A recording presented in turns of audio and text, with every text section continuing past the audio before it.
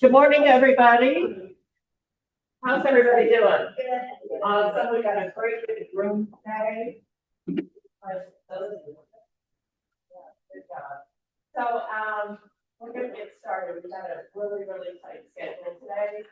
Our speaker is wonderful. She has a lot of great information. If you, and we have some other people coming in to talk about different opportunities, so they can be volunteer. So we ask that you please follow our schedule and be respectful of the speaker's time, and your time also. So we started our meeting with safety briefing. This is a new room for us. Our main exit door you came through. The AECs are fixed to the wall just on the other side of this wall. And if you need to use the restroom, just outside to the left. Okay. So that's a pretty safe. Agenda today, remember to participate in key takeaways. Ashley will be doing 2 segments in her presentation. After the first segment, go ahead and take the opportunity to write down key takeaways, and then after her last presentation for the day, that would be awesome. I'm blocking it. So, we're also going to have a few people within the class talking at the end. Tim's here to review any of your VMS hours. She has her computer here in the back.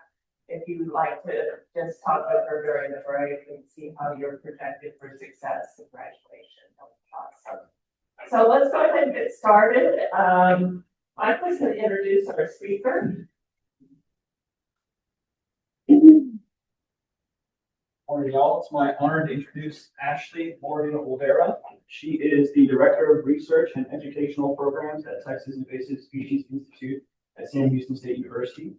She has over a decade of experience and 50+ trainings delivered across Texas with focus on invasive insect identification and management and supporting water quality monitoring through clean river programs, which connect insect ecology, watershed health, and conservation.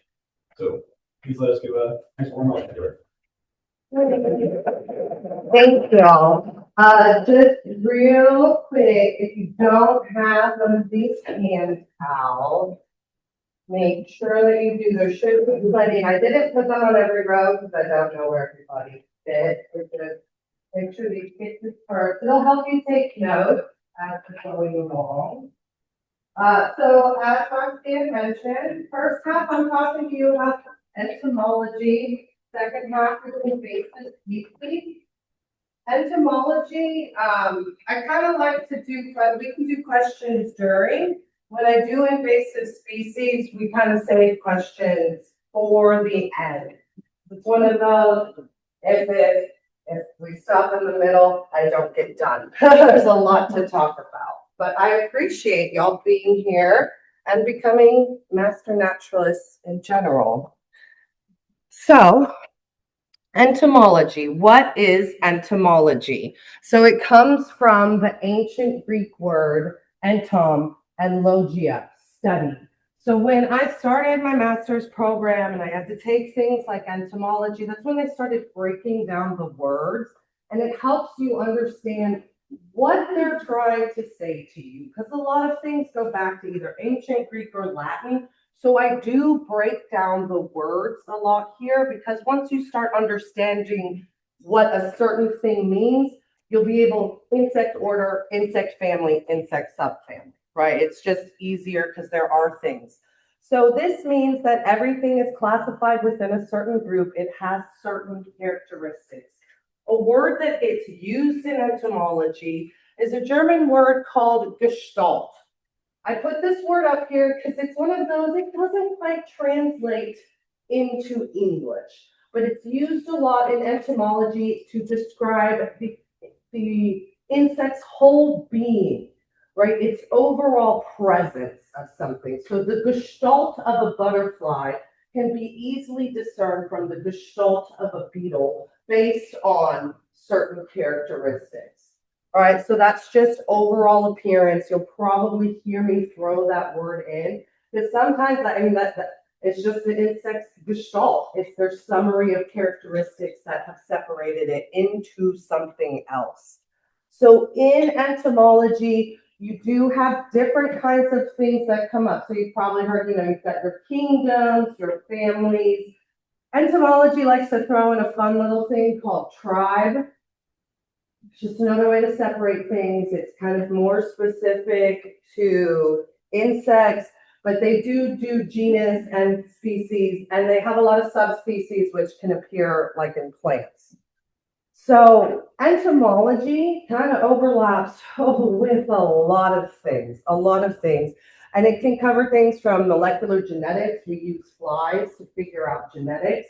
Behavior, systematic, studying the evolution of insects has helped us understand our evolution and the evolution of other organisms.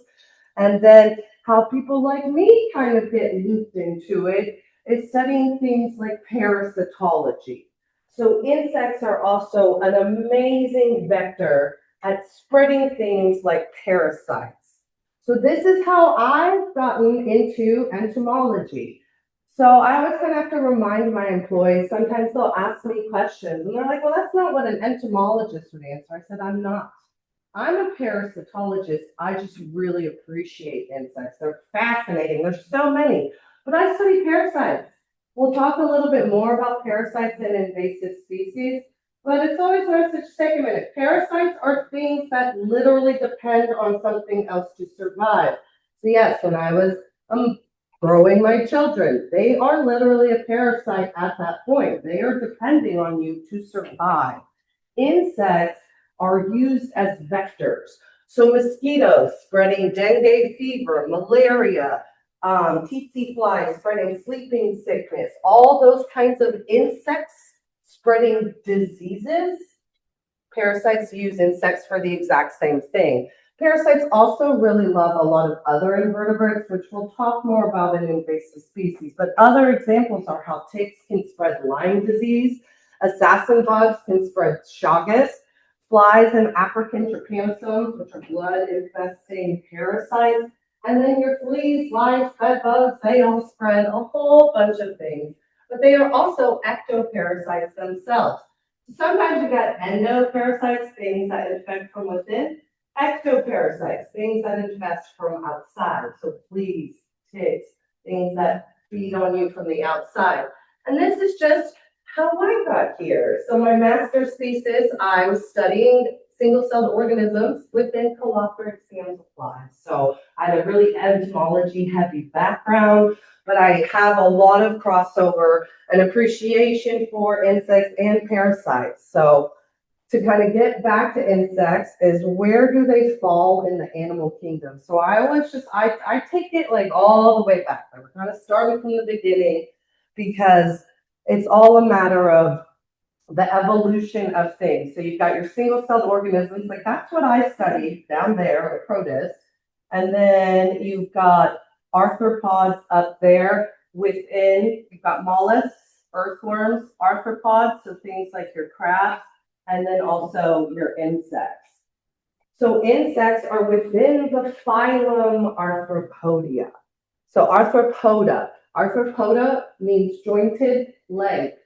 So they're all grouped together because they have many legs that are jointed. A lot of things didn't have bending legs at that point. So that was a big distinction.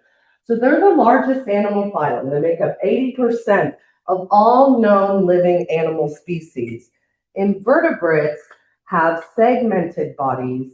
So they're invertebrates with segmented bodies and jointed limbs.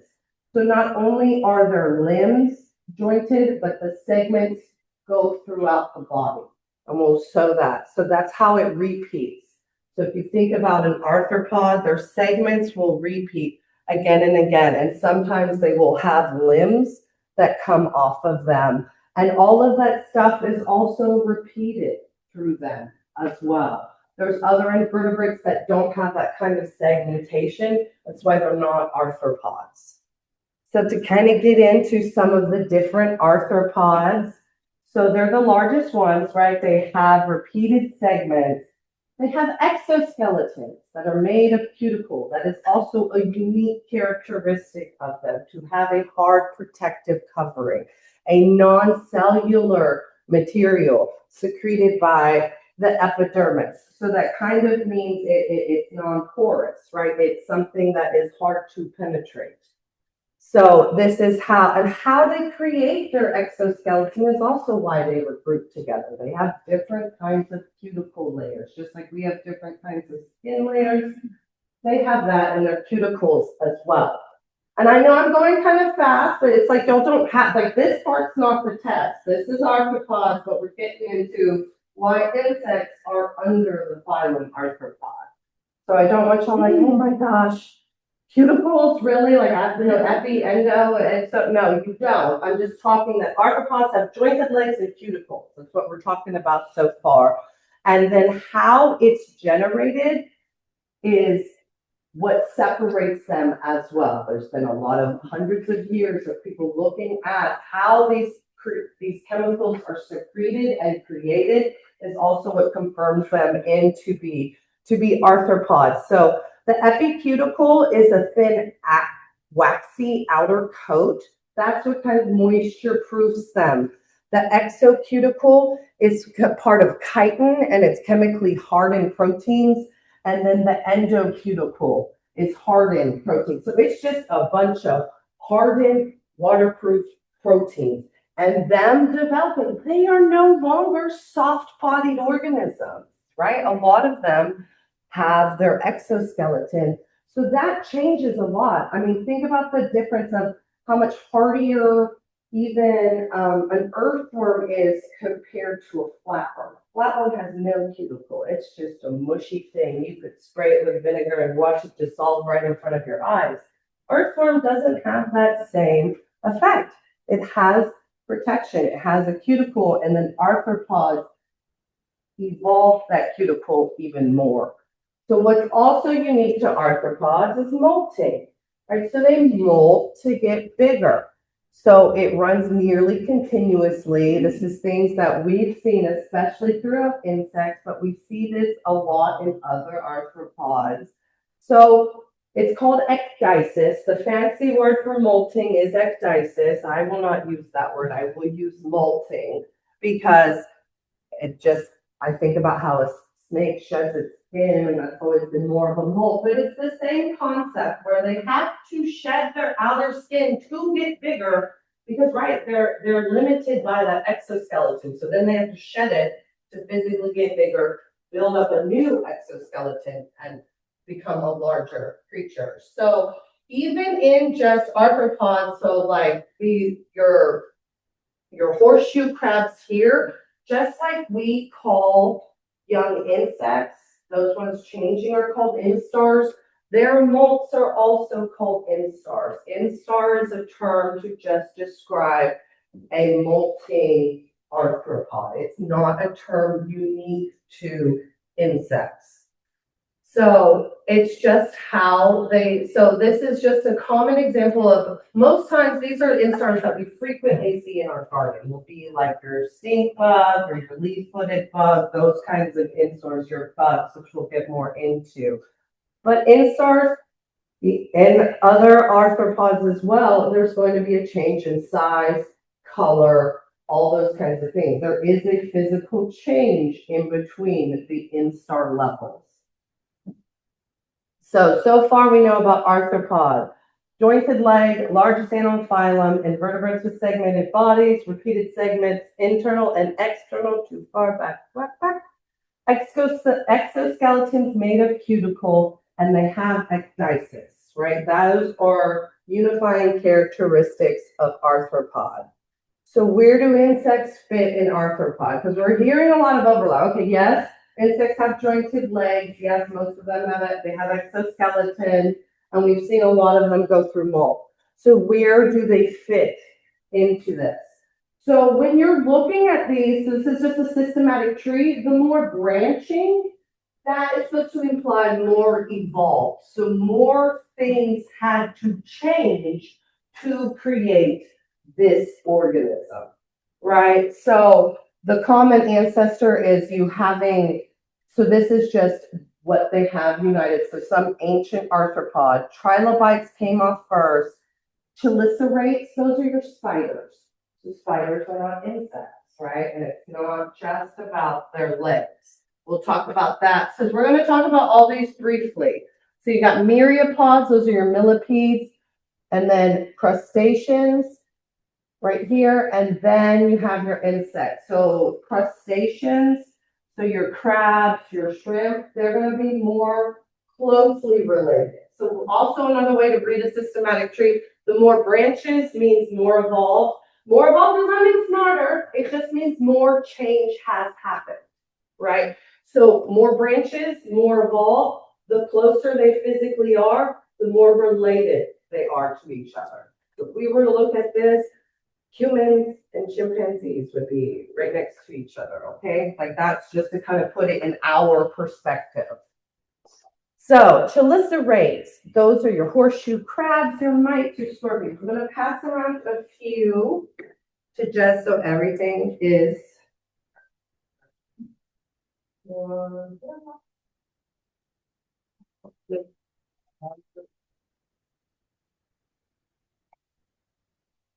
So I'm passing around some spiders and scorpions just so y'all can kind of look at them. We've got some going from front to back. So everybody should be able to look at this while I'm talking to you, as long as I can find where I put, there we go. There we go. So chelicerates. They are named this because of their mouth parts. They're chelicerae. So they have appendages that appear before the mouth. So kind of the terrifying part of most spiders. It's actually just modified leg parts, and those are their chelicerae. So the way why they are different than insects. So spiders only have two segments, or chelicerae only have two segments, two tagmata. Okay, good. I'm glad I can do. So you've got the prostoma, kind of the head chest, and then the opistoma, their abdomen. Two segments. That will be important. And you can probably already, from your handouts, see why that's different. So sometimes the two segments are not as obvious as in a spider, but mites and ticks are also chelicerae. They only have two segments, but they have visibly lost that division. But with arthropods, so you remember I mentioned how segments repeat? Just because you can't see those two segments on the outside, it's repeated internally. Everything repeats in segments. So that's how they can tell. It physically lost the division on the outside, but it's still two segments on the inside. All this is saying right here is that, so your pseudoscorpions, your ticks, and your dust mites, your camel spiders, all of those are in arachnid. And here you've got that mites and ticks kind of evolved in their own way. So you've got mites that are parasitic mites, and then like endoparasites, so baromites and things like that. And then you've got your deer ticks and those kinds of larval form, or your chiggers, which are oh so fun in the summertime. And no, they're not burying in your skin. They just leave a really, really itchy bite afterwards. So within chelicerae, there is the order Arachnida, and then you've got the subfamily Araneae. All this is saying is that in chelicerae, some took their chelicerae and made them fangs, either for puncturing or for venom injection. And so for those that have modified their chelicerae, they've been grouped as spiders. So they are 8 limbs. That's also how they're different from insects. So spiders are usually air-breathing, 8 limbs, fangs, and spinnerets that extrude silk.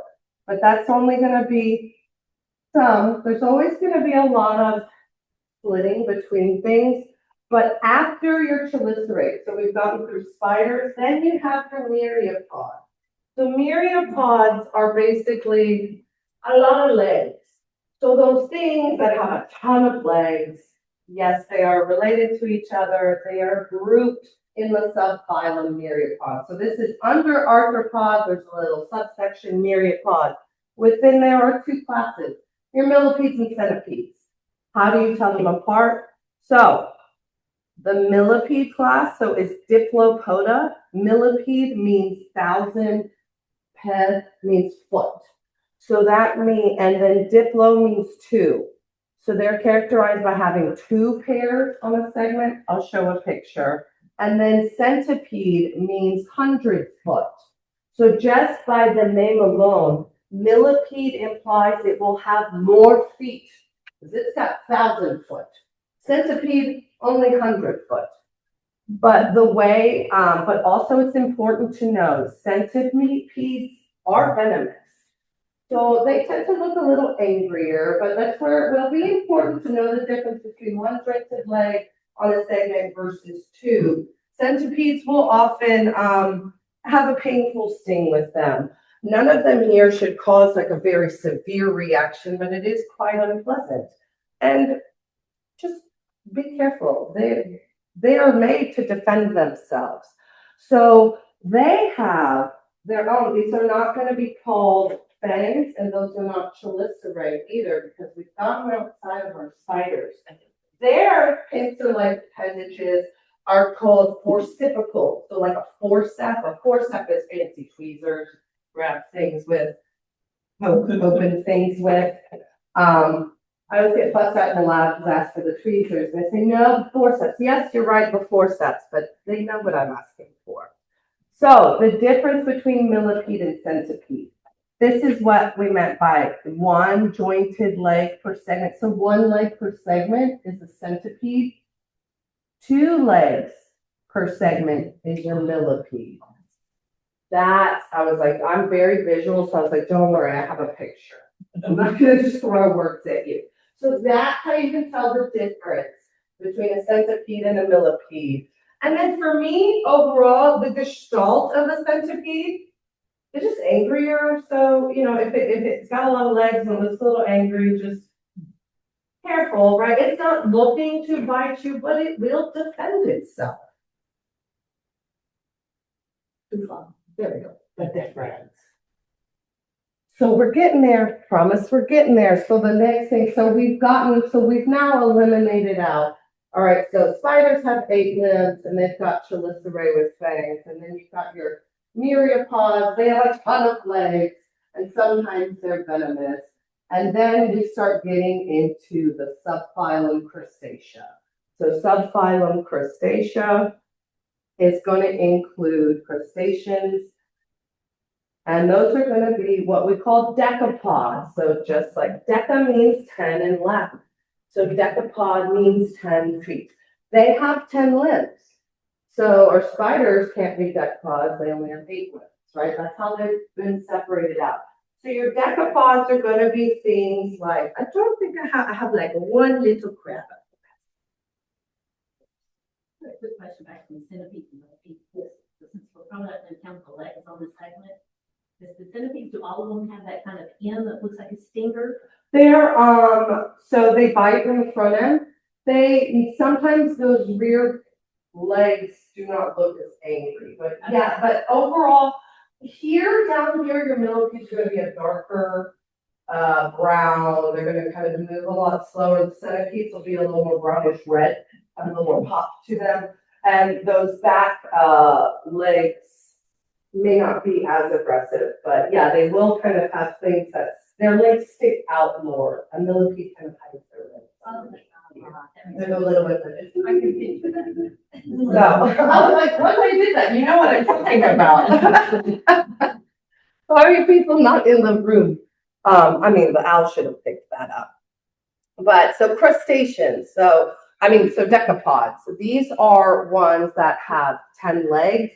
And then their front legs have been modified to have pinchers. So most often they will have pinchers, and they're called chelipads, right? So instead of chelicerae in your spiders, you've got chelipads. because it's like similar, but they've evolved differently. So the head actually has a bunch of like all of those things that are like you see on a shrimp or all of those things that are coming out. There's modifications of their legs that are happening in to create their mouth parts and their antennae and things like that. But here you've got, usually you have the chelipad. I'm keep doing the front arrow instead of this. You've got the chelipad as the front pair, and then you usually can see the next 4 pair that will be walking legs. So decapods are separated in 2 ways because humans love to separate things, but I feel like invertebrate zoologists really like to separate things as well. So there are ways to tell the difference between shrimp and prawn. Did you know that? No. I didn't know that either, but that's also, I don't eat shrimp or prawns, so I've never been like, well, let me find out. So there is a difference between them, and that's also why people, if they ever tell you it's not the same thing, they are correct. So shrimp are mostly found in salt water. They tend to be smaller, and they're grouped in these Pleocymata. Pleocymata. They have plate-like gills, so kind of the concept of gills that we normally think of on like fish. Prawns are going to be more freshwater. They're larger. Their gills are more of a branching gill, and they tend to have a straight body versus a curled body. Really, that separation is in their gills. Their gills were created differently, so that means they evolved differently, and that's why they're like cousins, but they're not grouped together. So groups that usually walk rather than swim are in Reptania. So this will be your crayfish, your burrowing shrimp, your lobsters and crabs. So all your decapods that can actually walk, those are in their own little clade. Clade is kind of like a subgroup. Don't worry, not on the test, right? It's just how are these things, like who even thought to put these things together?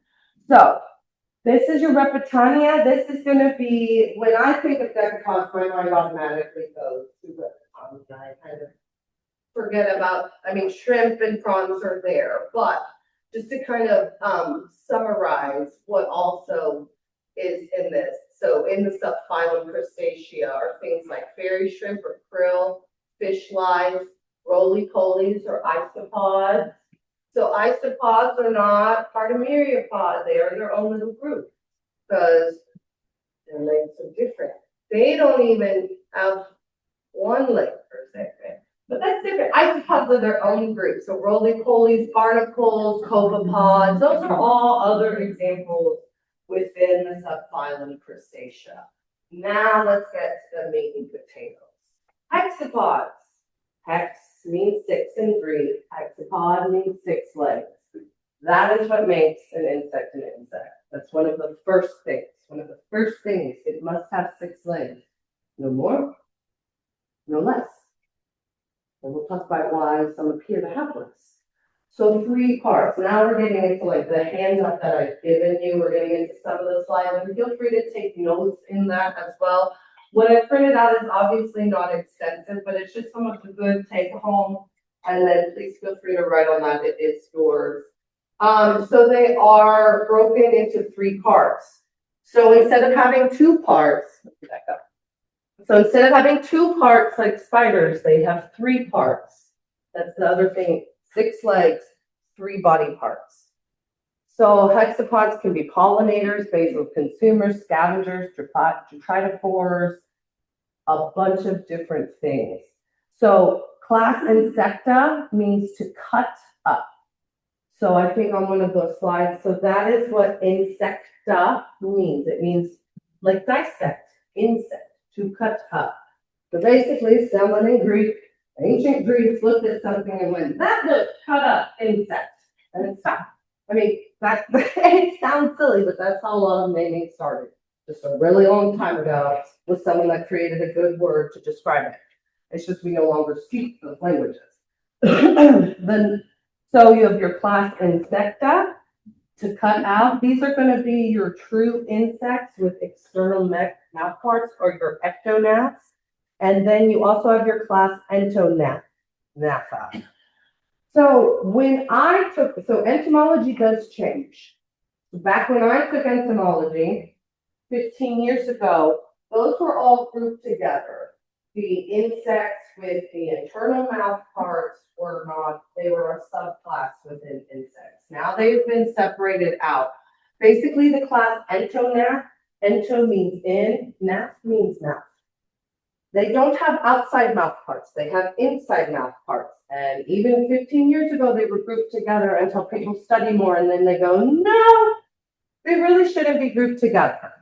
So entonaphs are going to be things like their springtails, so they have 6 legs. They're going to be cut up into 3 parts, but they have internal mouth parts. So they're very close to insects, but not quite anymore. Coneheads are your Protura and your Dipleura. So coneheads, Dipleura Protura are called that because their heads protrude, and then Dipleura have 2 little tails on the end. These are a lot of those inverts you find in the soil. So those used to be insects, but they're not quite, but they're very, very close cousins, and they're just called entonaphs. So the way they've started differentiating. So we've talked with insects. Insects have only 3 regions of body parts. They don't have any more or less. They have 3 pairs of legs. The adults usually have wings, not always, and compound eyes started evolving in our insects as well. So before that, our arthropods, they had 1, 2, or more regions on their body, but never 3. All the other arthropods never had 3 body segments. All the other ones have 3. 1, 2, 5, not 3. And then they have a lot more legs. So we talked about decapods, and then we talked about how the chelicerae have 8 limbs, and then I talked about how the decapods, they say they have 10 limbs, but how actually 5 other limbs were modified within them. They have a lot more limbs. No other arthropods, those other ones we talked about, none of them have wings, and then all of them have simple eyes. Compound eyes started evolving within insects. What does that mean? It means that's how some of them are like really, really good at being predators and hunting. But that's like when you think about the fly eye, or here's a daily fly eye.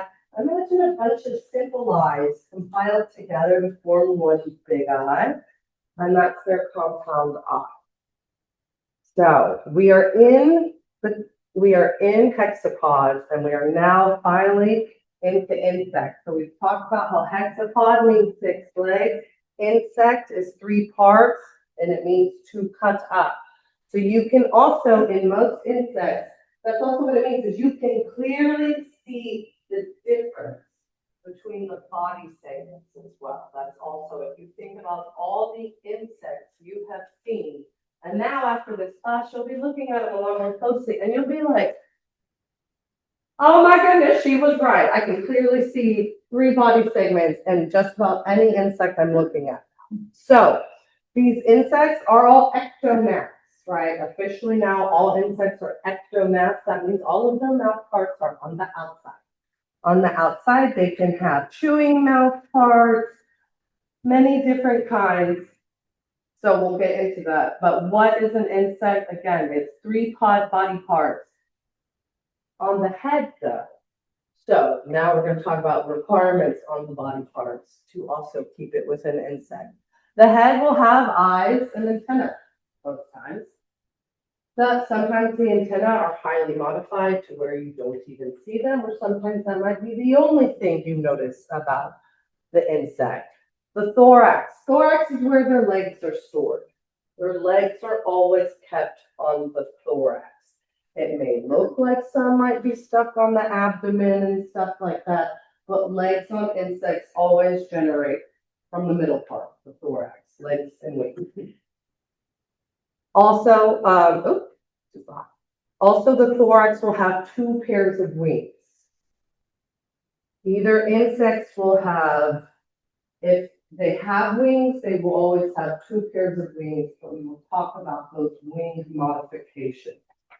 Insects, they don't keep it simple. They like to keep us on our toes. Abdomen's where all the reproduction and excretion happens. So thorax is where mobility is kept, your wings and your legs. Abdomen is where, think about where the women keep their babies, right? In their abdomen. So here's also that picture, just kind of showing it to you on a velvet ant, right? That clear distinction. If, so here on the velvet ant, it's got the compound eye, it's got the antennae on the head. All three of those legs are generating from the thorax. And then the abdomen is where it keeps its protection as well, so its stinger or reproductive organs. The next slide, and so these are words that will be brought up, and they really, if you have a good familiarity with insect anatomy, you'll be able to identify a lot easier. Because entomology can get kind of heavy with the jargon, but there are a lot of important things and overlap. But it's like, oh, I know where my tibia is. Their tibia is more or less in the same place. Okay, easy enough, right? So just like we have carpals, metacarpals, we've got tarsals. Insect feet are called tarsus.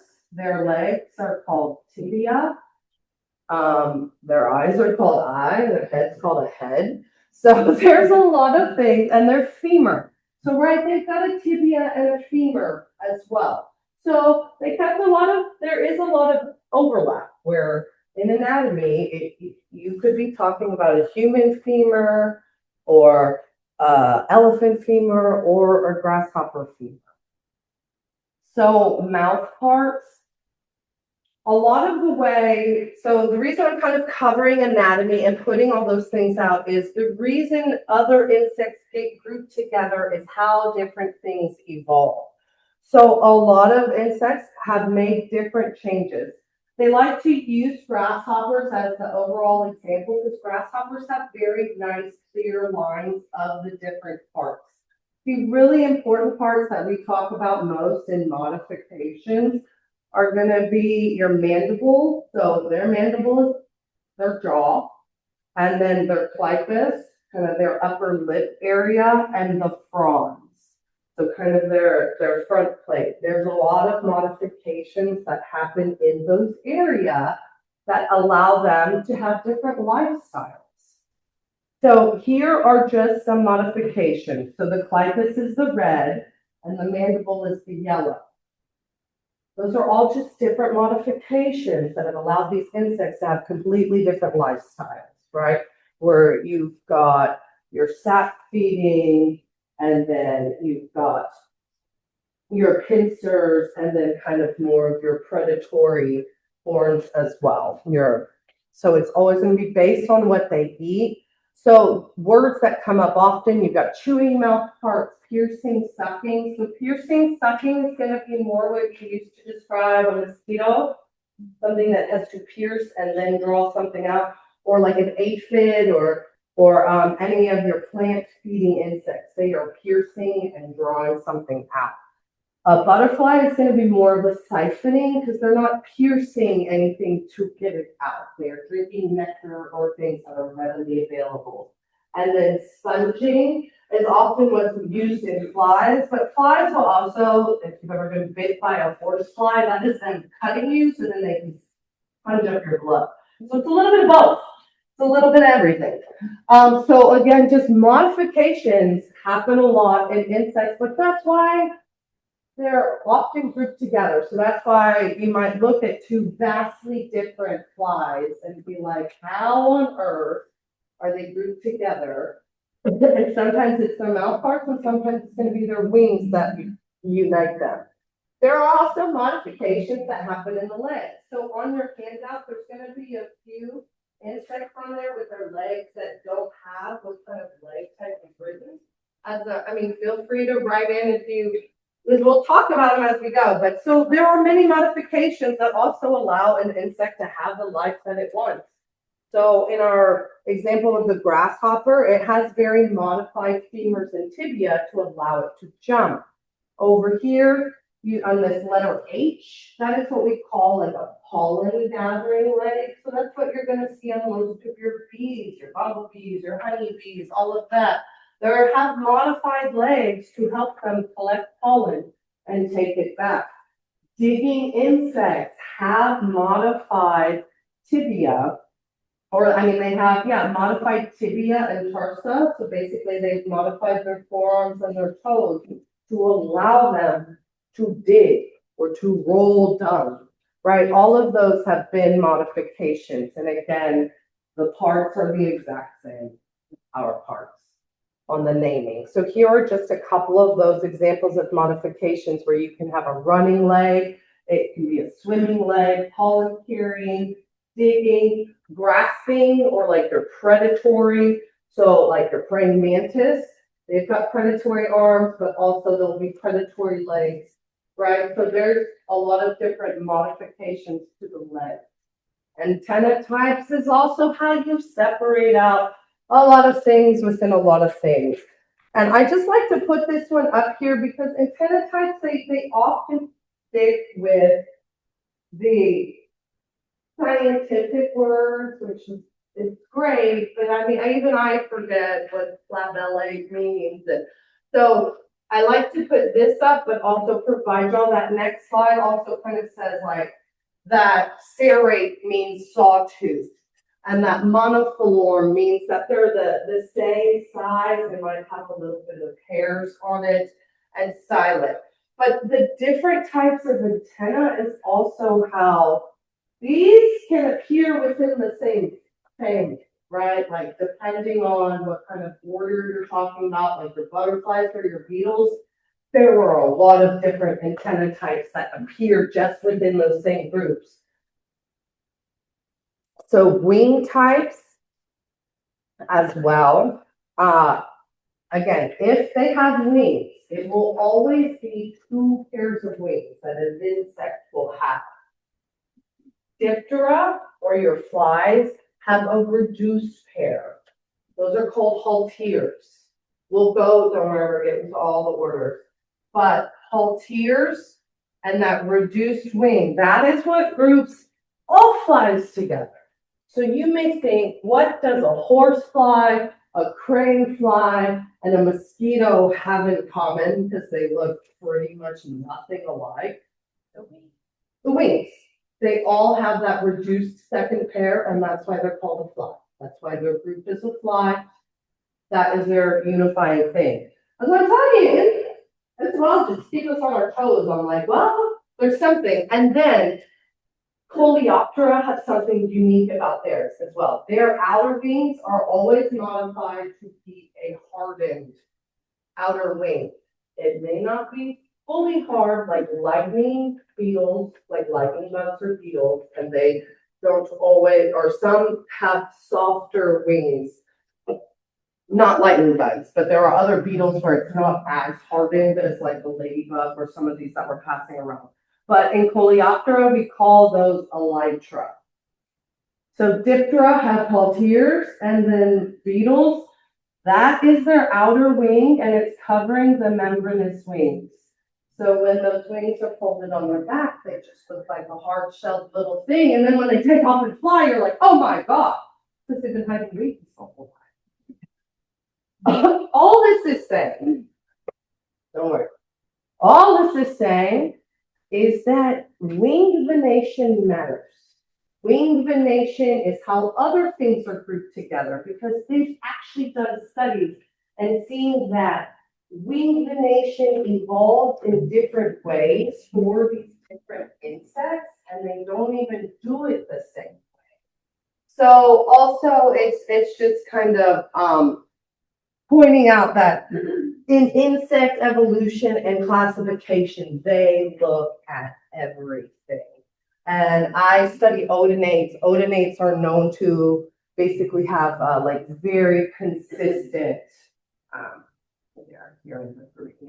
they're known to have very consistent wing venation. Actually, a lot of these species, sometimes they will tell you this wing square will measure this big and will be at this point and this and that. Like it is that precise, that consistently produced through all of them.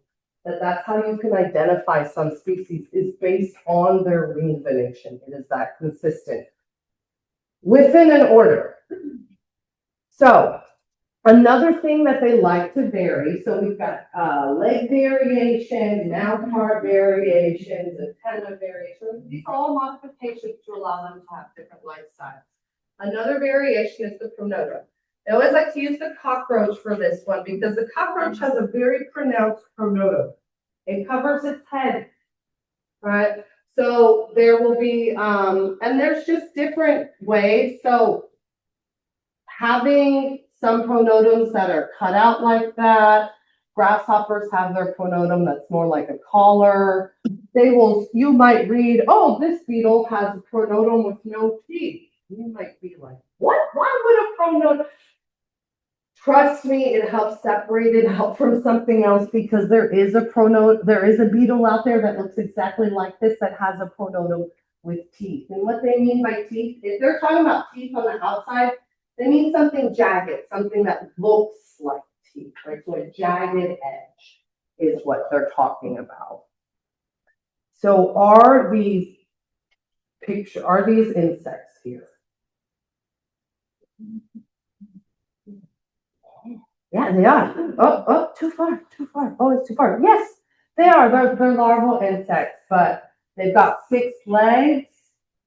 So I keep almost doing that. You see 6 legs, and then we can see the 3 body parts as well. But these are larval bugs. So we have gotten finally into the class Insecta. So we've gone through hexapods to get to insects, which are cut up. We've talked about all the different modifications.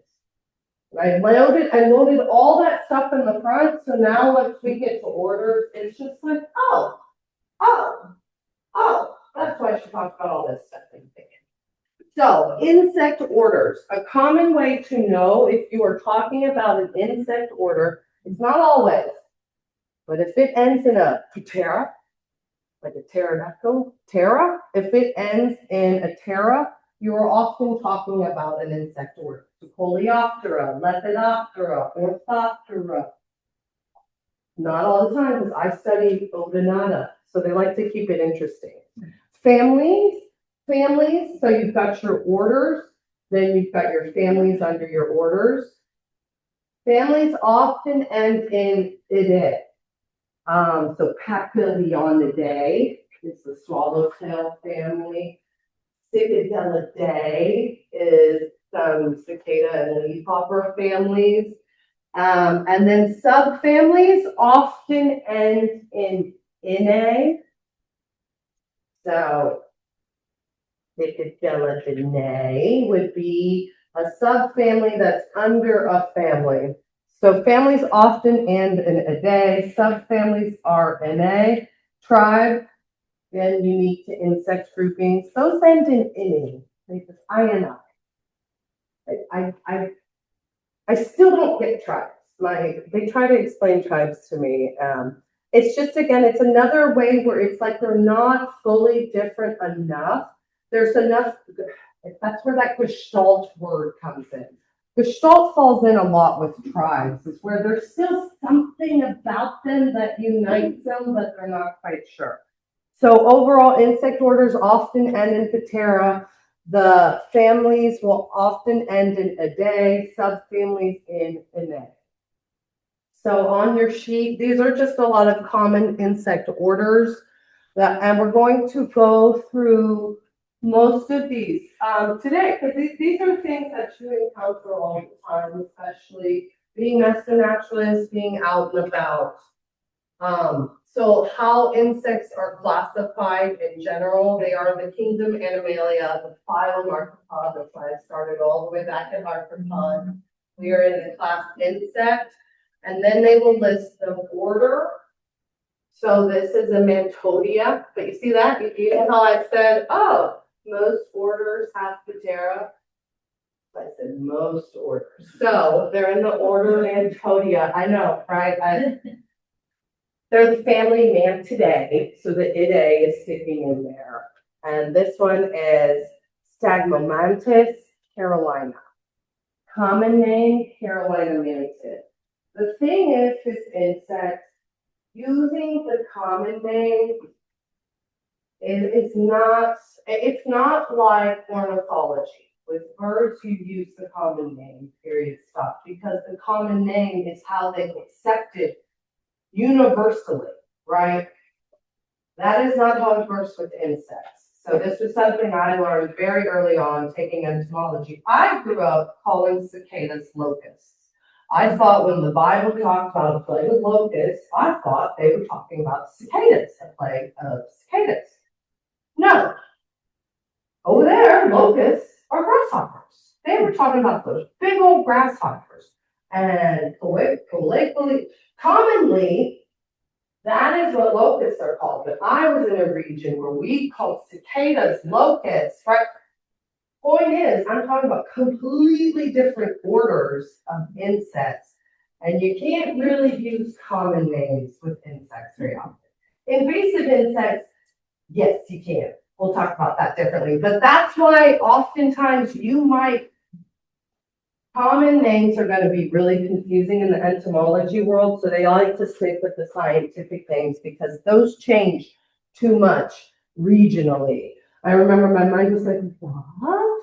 They're all cicadas? We hear it's cicadas. It was grasshoppers, but we have, we have grasshoppers, we have locusts and cicadas here, but ever since then, I stopped calling cicadas locusts because that's not what they are. So metamorphosis is also how a lot of these organisms are divided as well. So how they develop is going to be different. So right now I'm passing around one that it's basically showing the two versions of metamorphosis. We've got 3 up here because, technically there is no metamorphosis. Some undergo none. They just grow, get bigger, kind of like we do. I'm like, so also how insects are developed, whether they are holometabolic or hemimetabolic, is also what has led them to be separated as they were. So these are printed on your handout. So metamorphosis are things like silverfish, where they just get bigger. They just hatch from an egg and they get bigger. So we go through some metamorphosis and we've gone through some external change. But for them, like a little silverfish looks exactly like a large silverfish. There's been no modification of color, no change in appendages, nothing has changed. Incomplete metamorphosis. So this is what happens with like our chinch, we've got the chinch bugs up here, but a lot of those phloem feeding insects, a lot of those garden pests, or I'm trying to not use the family name because we're not there yet, but it's like a lot of your stink bugs, a lot of your leaf-footed bugs, those undergo those things when we call instars. We're usually talking about this kind of metamorphosis is going to be your instar. But here you can see that there is a difference. There is a noticeable difference between your first instar and your adult, even between your first instar and your fifth. With the silverfish, there's no noticeable difference. Same segments, same antenna, right? No noticeable difference. That's what it means by it just gets bigger. Incomplete metamorphosis happens in a lot of our orders. So this is where we get into, hemiptera are going to be what our true bugs are. So that's also not all insects are bugs. They're not. Only some are actually bugs. So you've got your hemiptera, your orthoptera, your grasshoppers, your mantids, your blattotids, your cockroaches, your earwigs, your odonates, your stick insects, your sucking lice, your mayflies, your stoneflies, like that's all these guys, that's all incomplete metamorphosis. So how that can look in the different ones. So we'll start with one of my favorite groups. I feel like I should have more than one. Oh, we did pass around one cycle. So passing around, so just take a good look at the odonate that's going around. And I feel like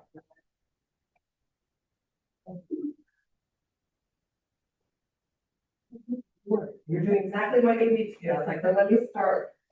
You're not gonna call that a Caroline man, if you were referring to it. I mean, I would say Carolina Mantic, but I would be of the genus Stagmomorph. Like with that, you wanna try to be like, throw in some of the scientific name. Because, yeah, it's just, I would call it a Carolina Mantic too, but the thing is also, we have a European Mantid that almost looks exactly like that, and it could be called a Carolina Mantid, but it's not actually a Carolina Mantid, it's a slightly more invasive one, and we're calling it. You know, it's one of those where it's like, if we're not too aware, it can also get mislabeled. So I'm passing around, but yeah, honestly, with that one, I'd call it a Carolina Mantid, but I'd have to be like, of that genus Stagmomorph. You know, I'd be like, well, I think it's of this genus. And also a note, this is something my entomology professor taught me. Just say the word how it looks phonetically. A real entomologist is not going to be as tough about it because we are speaking in dead languages, and a lot of these things you don't know how it's pronounced until someone tells you how to pronounce it. So that's why I was like, just say the word, because any other entomologist, they're gonna go, oh yeah, that genus, oh, it's this. But yes, exactly. I'm like, well, I did that even earlier. I'm like, yeah, it's close, it's actually this. But these are things like my entomology professor didn't expect me to know how to pronounce them until I heard them. So odonates, one of my favorites. So odonata, I like to also put the phonetic pronunciation up there. So you've got two suborders, you've got two separations in your odonates. You've got your dragonflies, which are Anisoptera, and then you've got your Zygoptera, your damselflies. So you've got your dragons and your damsels. And a lot of it has to do with how they hold their wings. They both develop the same way. They do egg, nymph, or we like to call them naiads. Again, keep everybody on their toes. But naiad, much like the river naiads of Greek mythology. And we have adults. Naiads are nothing cute. They are, especially, what's really fun, and I wish I had a picture. So what's really fun about dragonfly naiads, the dragonflies are very voracious overall, but their naiads have a basket mechanism. Their mandibles have been modified to literally crush and eat their prey underwater. So how their naiads are different as well. Damselfly naiads, the gills are at the back in a branching gill. Dragonfly naiads don't have those external gills, they have more of the gill core, but that's also how they're separated. So the naiads, their larval form is always aquatic. Always, that's why dragonflies are always near, or water is at least within 5 miles of the area. They're good flyers, but they have to have water for their reproductive cycles. The naiads are aquatic, they eat other things smaller than them. The adults are terrestrial, they eat anything smaller than them, or the same size. They're not too discerning. So the way to tell the difference is going to be the eyes. So in dragonflies, the eyes immediately touch.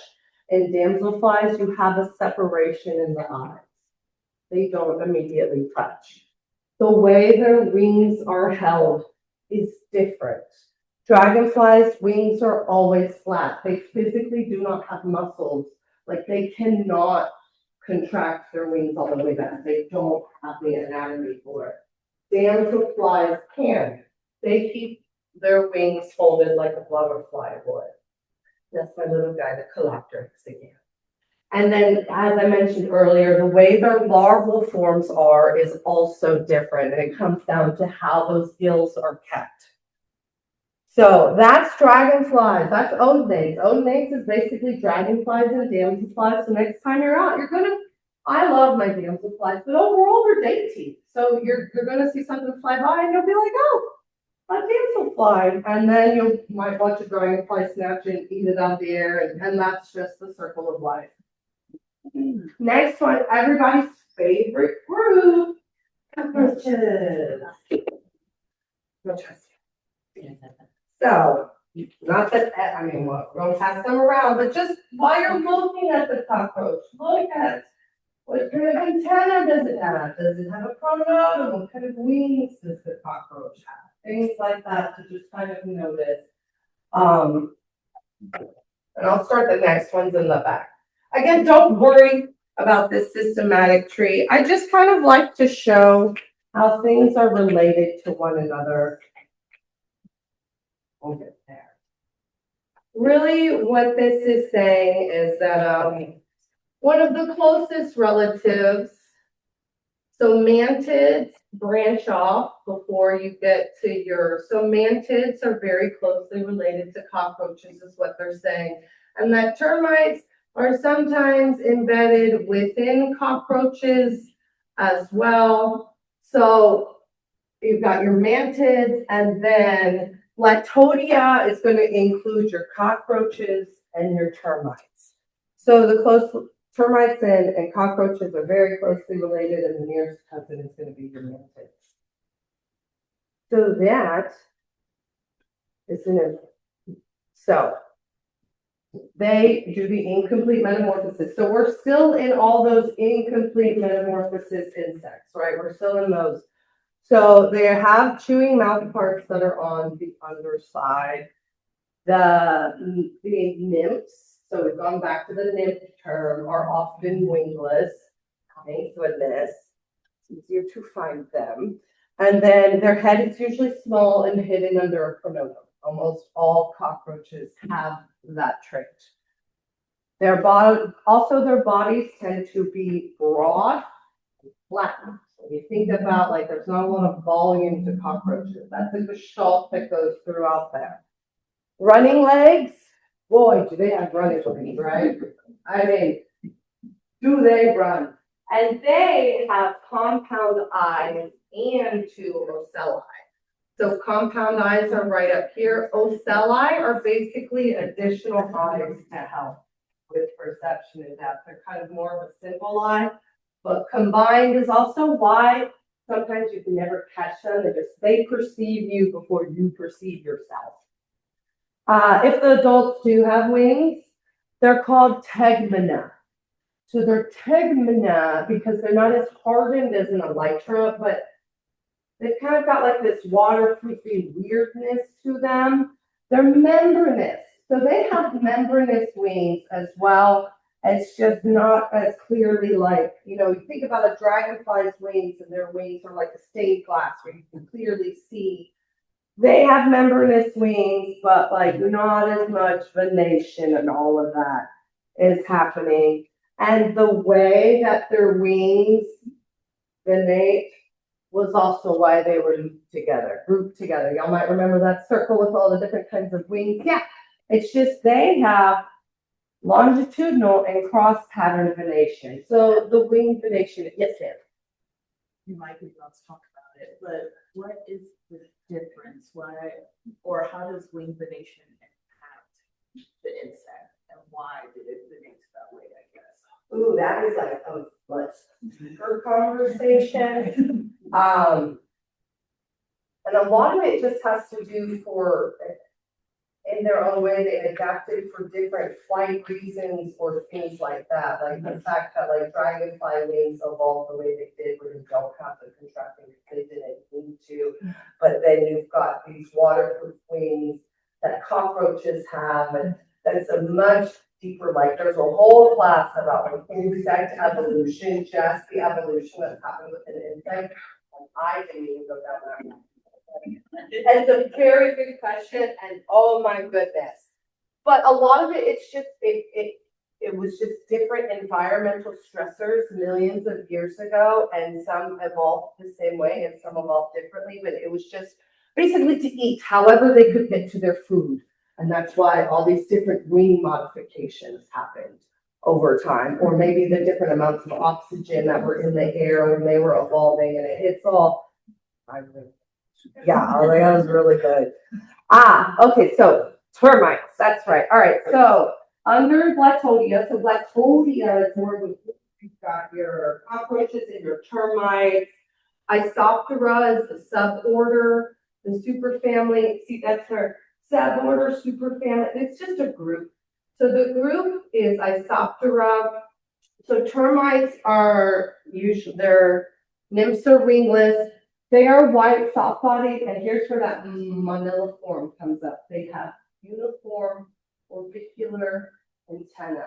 So if you see a soft-bodied organism, in wood, I mean, not a great sign, but look at those antennae, because whether they're straight and similar, that's going to be important versus whether they are clubbed and they could represent something else. As we know about a lot of termites, they have those chewing mouth parts. And they live cryptic lifestyles. They like to, mind their own business in your wood or just wood in general. I mean, they're very important to our ecosystems. It's just our houses have appeared in their ecosystem. You will see termites with wings. Those are called phalates. And those, that term also will appear in ants. Those are usually ones that are flying off to start a new colony, to start a new breeding population, to continue on. Phalates will have the simple eyes. A lot of termites have no eyes. So a lot of underground invertebrates, they don't waste the energy on eyes. They don't need it. They put their energy into others. So just over time, that's why a lot of underground dwelling organisms have either very reduced or no eyes because it's not worth the effort. They don't need to see. They can sense things other ways. And so termites are social insects. So termites are a lot like our ants and our honeybees, and the concept that they are social organisms. They live together. They have well-organized colonies. They do have a queen that they serve. They can be considered a super organism because you might have millions of them answering to one queen. And if they're all doing one bidding, that's how they're like this super organism. So again, then there's your queen right there doing what she does best, lay eggs and make more babies. That is the purpose of a queen in these social organisms. They get fed, they don't have to go anywhere, they just sit there, be fed, lay eggs, and everybody else does the work. So much like the structure of honeybees, termites are very similar. You've got the workers that care and raise, and they go out and get the food, and the queen stays and lays her eggs. And then also the workers, when they're born, they are born without the ability to reproduce, so you don't have that competition as well. That happens a lot with the ants and bees. And again, the alates are the ones with wings that are flying to a different site. And they often will have eyes because at that point they do need to see to go out. So now to grasshoppers and crickets. So things that are also can be considered pests that are also very good. So I'm going to bring a couple around.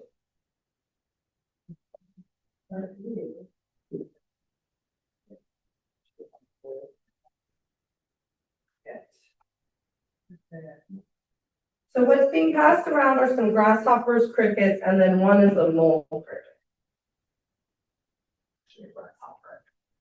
So, keep doing that. I'll get there. So there are also two breakdowns within the order Orthoptera. So Orthoptera are your grasshoppers, katydids, and crickets. Basically, if it has a jumping leg, highly likely it's in here. So they have that incomplete metamorphosis, egg, nymph, adult. The nymphs resemble the adults, but they're usually wingless and maybe not as colorful, not as big. So that's how you can tell you're looking at a larval grasshopper. Is just look on the backside and see if you can really see any wings at all. You might even see them starting to develop, but that's how you can tell if you're looking at a larval grasshopper or a nymph one. A nymph versus an adult. So the adults do have two pairs of wings. As if insects have wings, they have to have two. The outer pair is elongated, narrow, and hardened. I felt like I had it. Oh, is it on the metamorphosis one? They have the wings spread out on there. But that's fine. Thank you, though.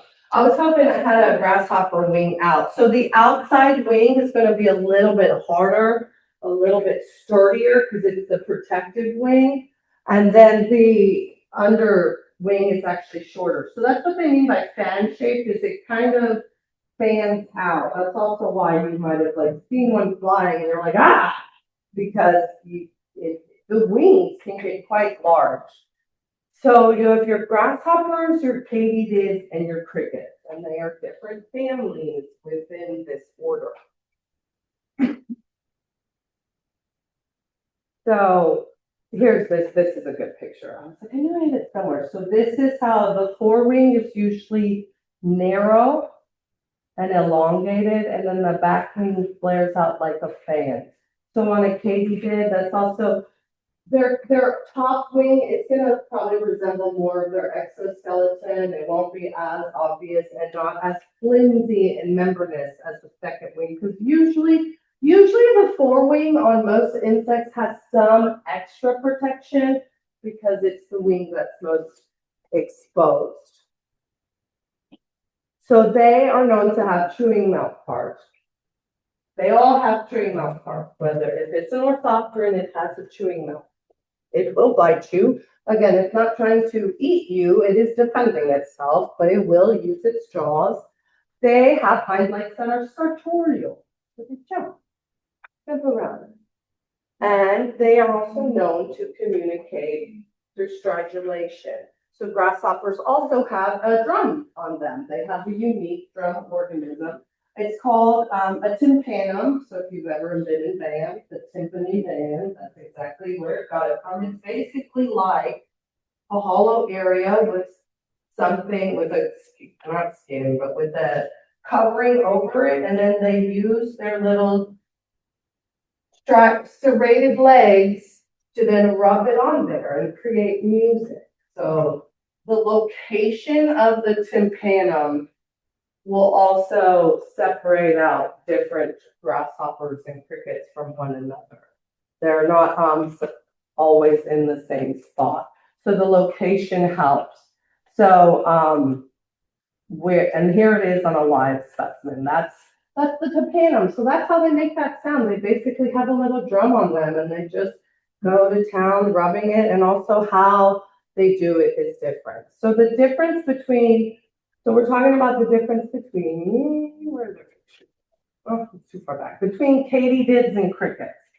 So katydids, those are the ones that got very slender legs. They maybe look more leaf-like, more dainty. That's really how they've separated them out. Is grasshoppers tend to have short antennae, hardier legs, and they also have, I was like, that's pretty much it. And then also some of the lifestyle, but they're both known to eat plants. They both live about a year. They're both found about everywhere else. It just really comes down to one has long antennae and short legs, and the other one has short antennae and big legs. And that's why katydids are katydids and grasshoppers are grasshoppers.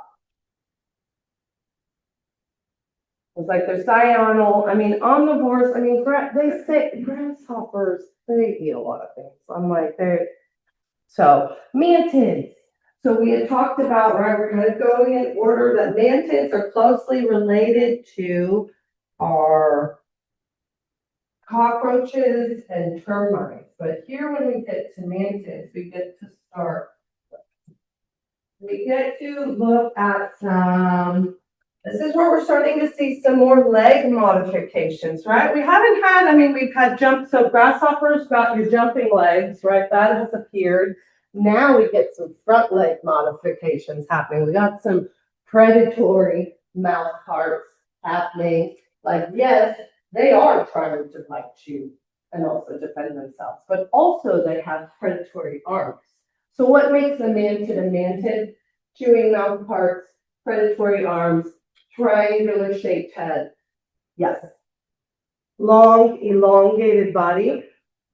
Whoosh. Front legs are modified for grasping, but it's called a praying mantis, but no, it's not praying, it's waiting to chop something's head off. And then it has wings, and they're usually folded over the back. So a lot like the grasshopper, that front wing's elongated, that back wing is wider. But there are the wings right there. Not all mantids have wings, but most do. And then another closely related, so you've got your mantids, and then you've got your walking sticks or your phasmids. So these are like mantids, except for they don't have predatory arms. They are just elongated. They have chewing mouth parts, but they are made to camouflage and look like sticks. That is their defense. That is how they survive. And then the females, that's the male, that's the female. So kind of in everywhere except for, we'll just say this. In the insect world, females are always larger. We'll just leave it at that. Females are always larger, and that's usually because they've got, in beetles it can get a little different. Males might get more ornate, but usually females are larger because they're housing the eggs. They're housing the eggs, and the next generation is the only thing that insects are concerned about. So the females will be significantly larger. So sometimes if you see a female, just look closely. There might be a little male on her back. They are slow moving and camouflaged. Hemiptera, bugs. Y'all are like, Ashley, we've only got like 40 more minutes left and we're just getting to actual bugs. Yes, but we're here. So Hemiptera, these are your true bugs. So your leaf hoppers, your cicadas. I'm going to inundate y'all with some true bugs now. Okay. So actually, we'll say that. We're going to start with just good old-fashioned true bug. So this is kind of a catch-all group. Very large and varied. Very large and varied. Egg, nymph, adult, piercing, sucking mouth parts. So are usually hemipterous. So let me pass it around. We've got instar and adult. That's just an adult. Get that.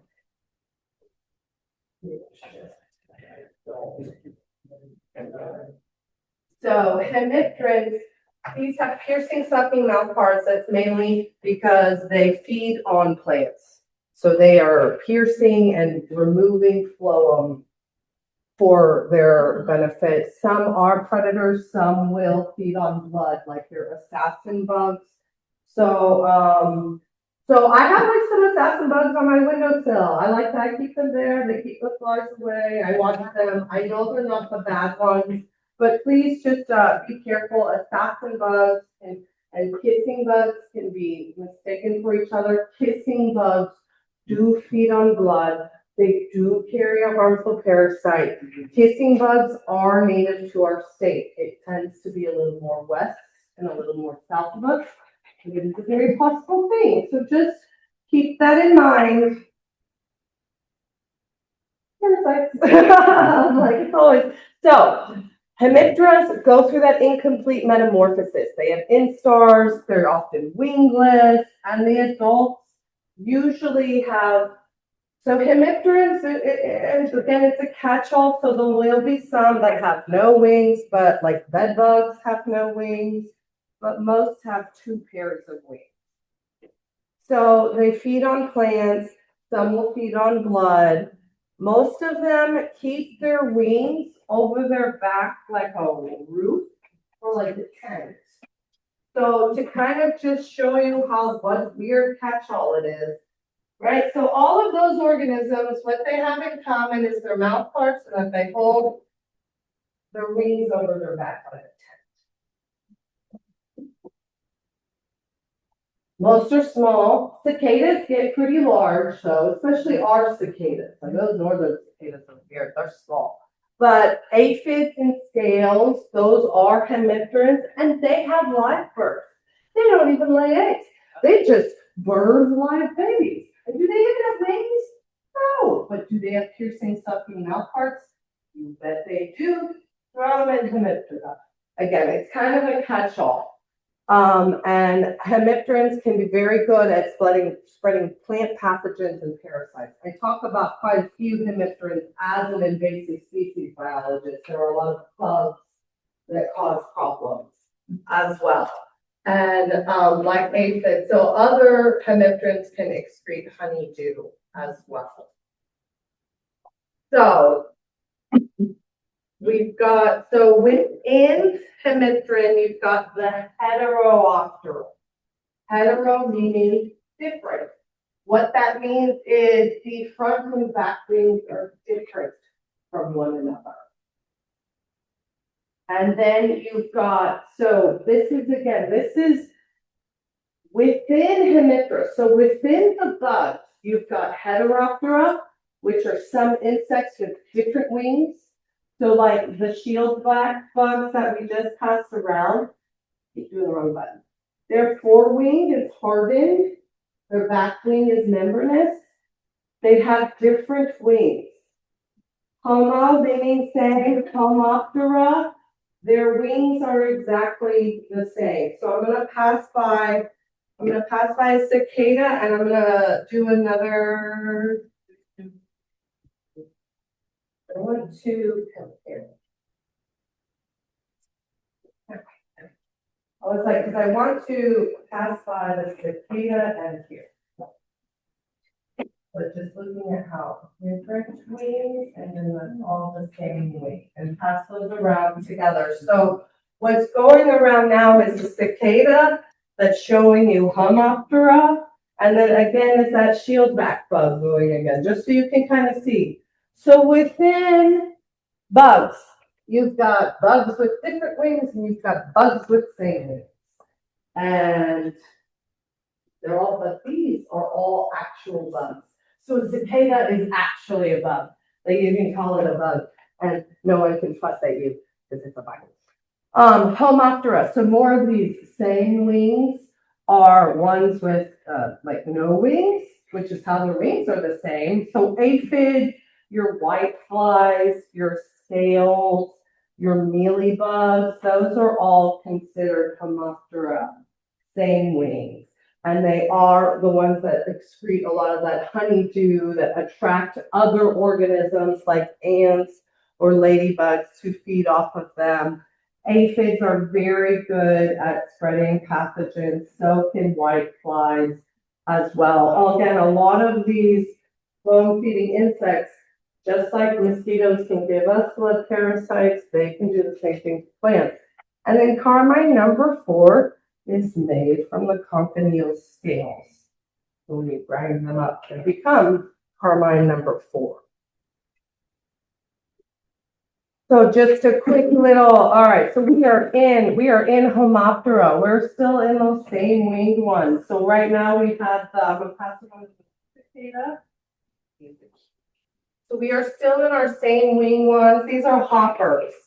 Hoppers include, they're the little things that are hopping on your plants. So you're like, what on earth is that? They're known to have very tiny antenna, not very noticeable antenna. They keep their wings over their back like a tent. That's why they're hemipterans. They often feed on plants. And what helps separate them is that here you start getting their toes have more segments than maybe a cockroach would and things like that. And then identifying does come down to, you'll see these kinds of words appear when you're looking it up as they will say that their hind tibia, their back legs have distinct heels on them. Basically, that's just, they got signs on their back legs. But those are words that will appear when you're identifying hoppers. And these organisms are good at spreading plant pathogens. Cicadas, we've been passing around a few. They are known to have their very prominent eyes be widely set apart. They do have an ocelli. They have 3 ocelli present in the middle of their forehead as well. They have those same stick-like antenna, and then here you've got the same wings, where the material of the wings are the exact same, right? There's no difference between the material of the wings like there is with those shieldback bugs and things like that. And they also have a tympanum of their own to help create song. So that's how cicadas make their own music, is they have a timbral on them to help make their music.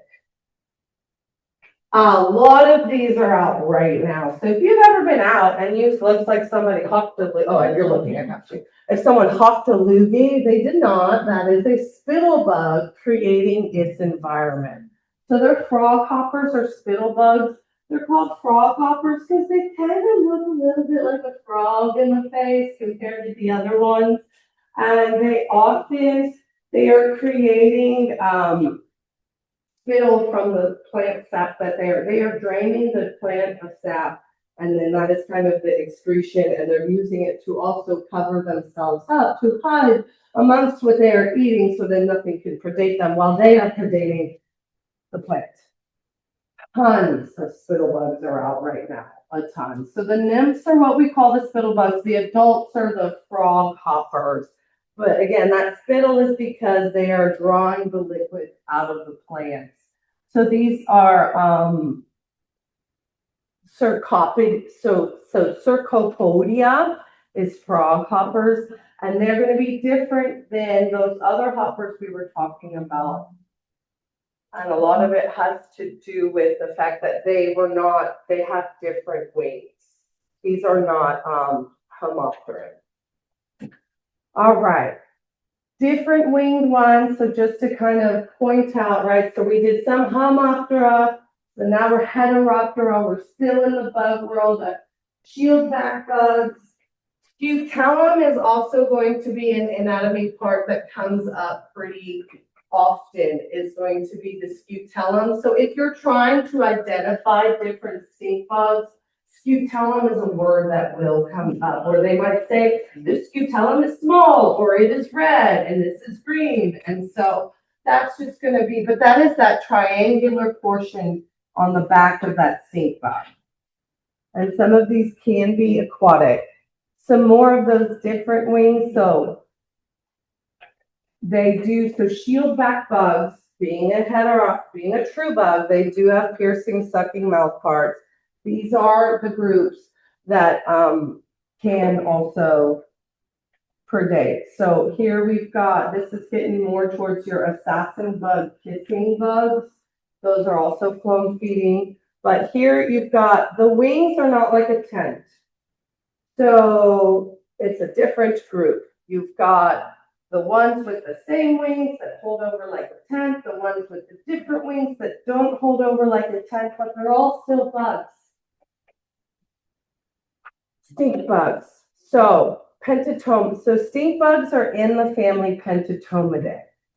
That basically means 5 sections.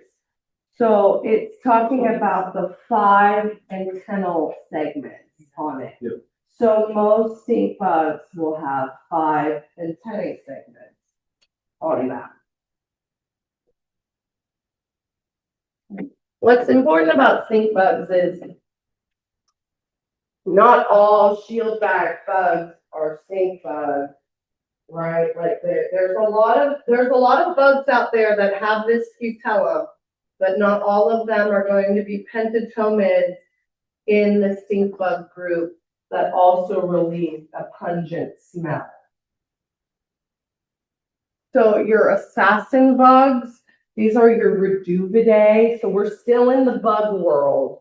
These are the ones where I've got I've got some of these on my windowsill, and these are gonna be more of your predatory, so they're feeding on blood, whether it's insect blood or human blood, they're more predatory. So that's why I say I have a pair of them that are killing flies on my windowsill on my back porch, and I'm letting them live their best life because it's less flies for me. But some of these can transmit parasites. So it's one of those, I would never want to, if I found one of these in my house, I am killing it immediately because it should never be in my house. If it's in my house, it's not looking for plant sap. Okay, it's looking for something that I have. So that's one of those, like, I love assassin bugs in the garden, but if I ever found one in my house and I don't have a ton in my garden, I'm switching it immediately because I'm not trying to figure out why that particular one is in my house, and that's because I know it can transmit parasites. So, but normally assassin bugs, they're called that because they ambush and they attack and they assassinate. I mean, I really enjoy watching my back porch, just seeing them attack insect after insect. So they're known to have an elongated head and a distinctly narrow neck. So this is what's really noticeable on Rejuvenate. So all those, if you actually flip over any of those bugs that I've been passing around, actually, that one's a little dark to see, but there. It's harder to see on some of these others, but that proboscis is there on the underside.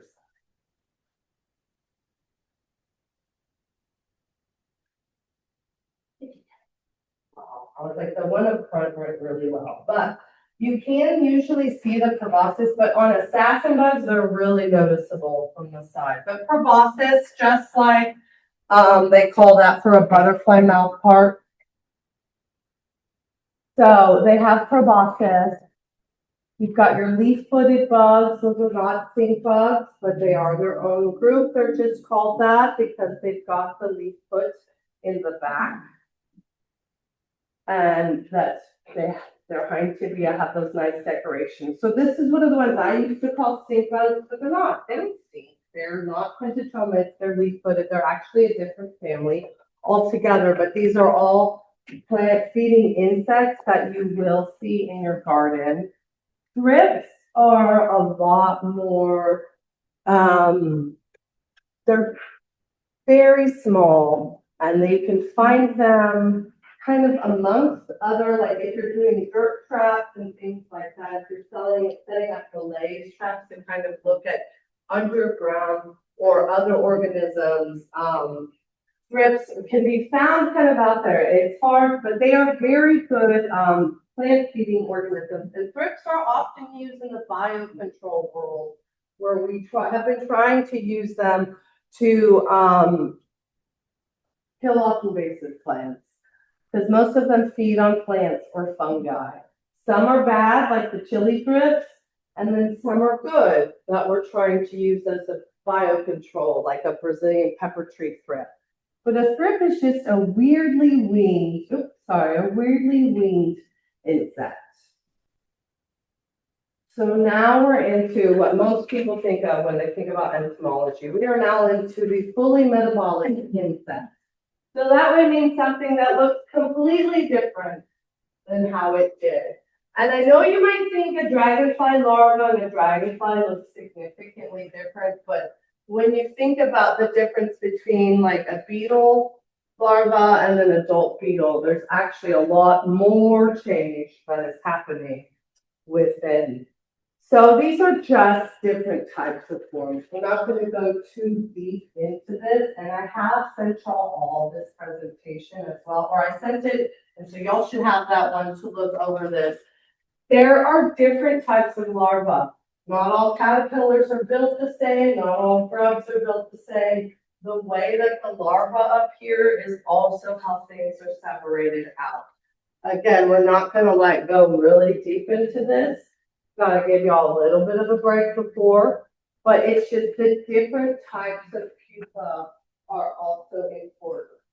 So did you know that there are different types of pupa? So you've got your obtech ones.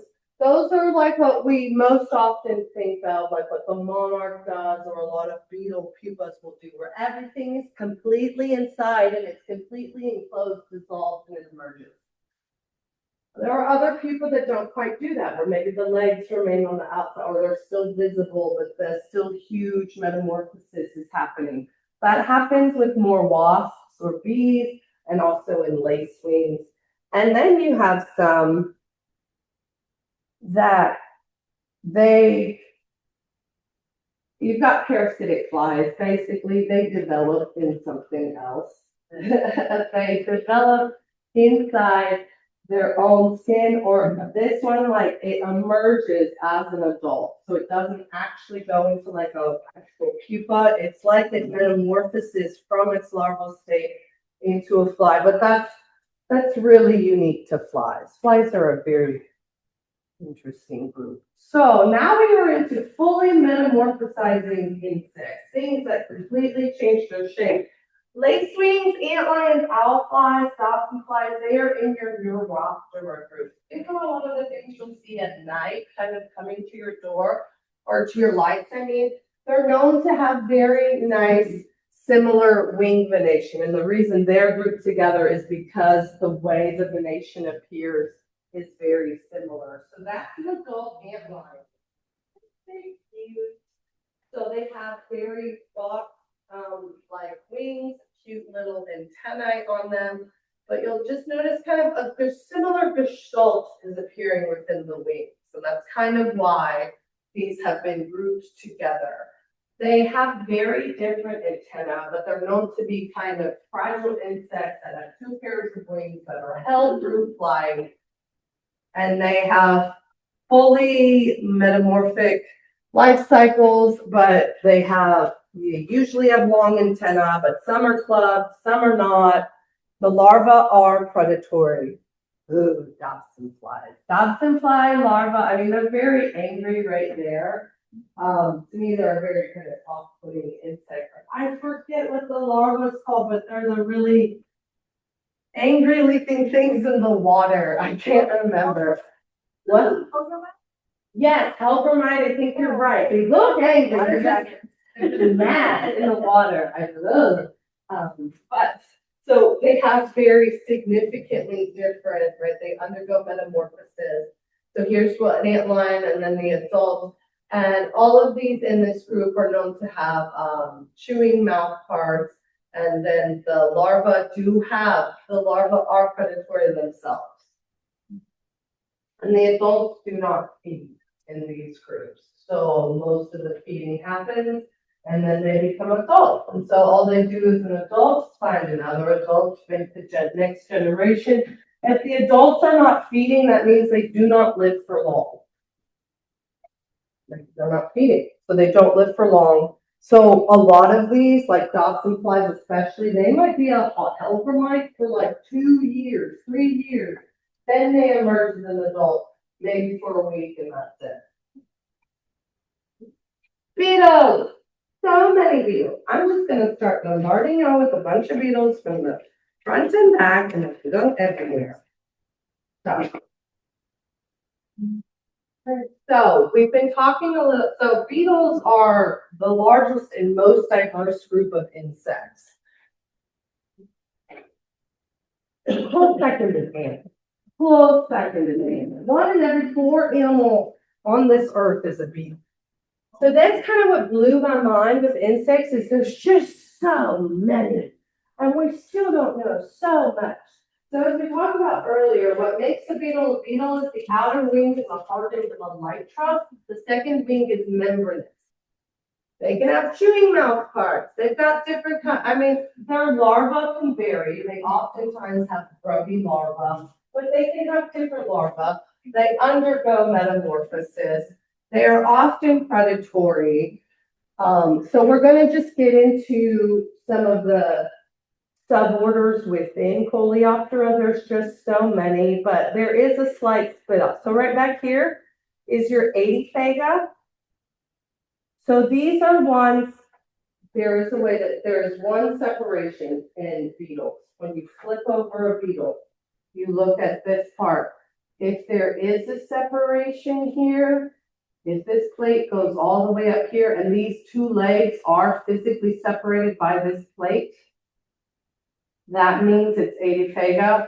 All other beetles are where these two plates touch each other. So this, oh wait. Oh, no, it's the segment. It's the segment separated. That's right. Okay, I take that back. So Adiphaga is here. So you see segment number 1, those leg parts are breaking up that segment number 1. That's how you can separate. On segment number 1 on these beetles is not separated. So I'm going to just start passing around some beetles.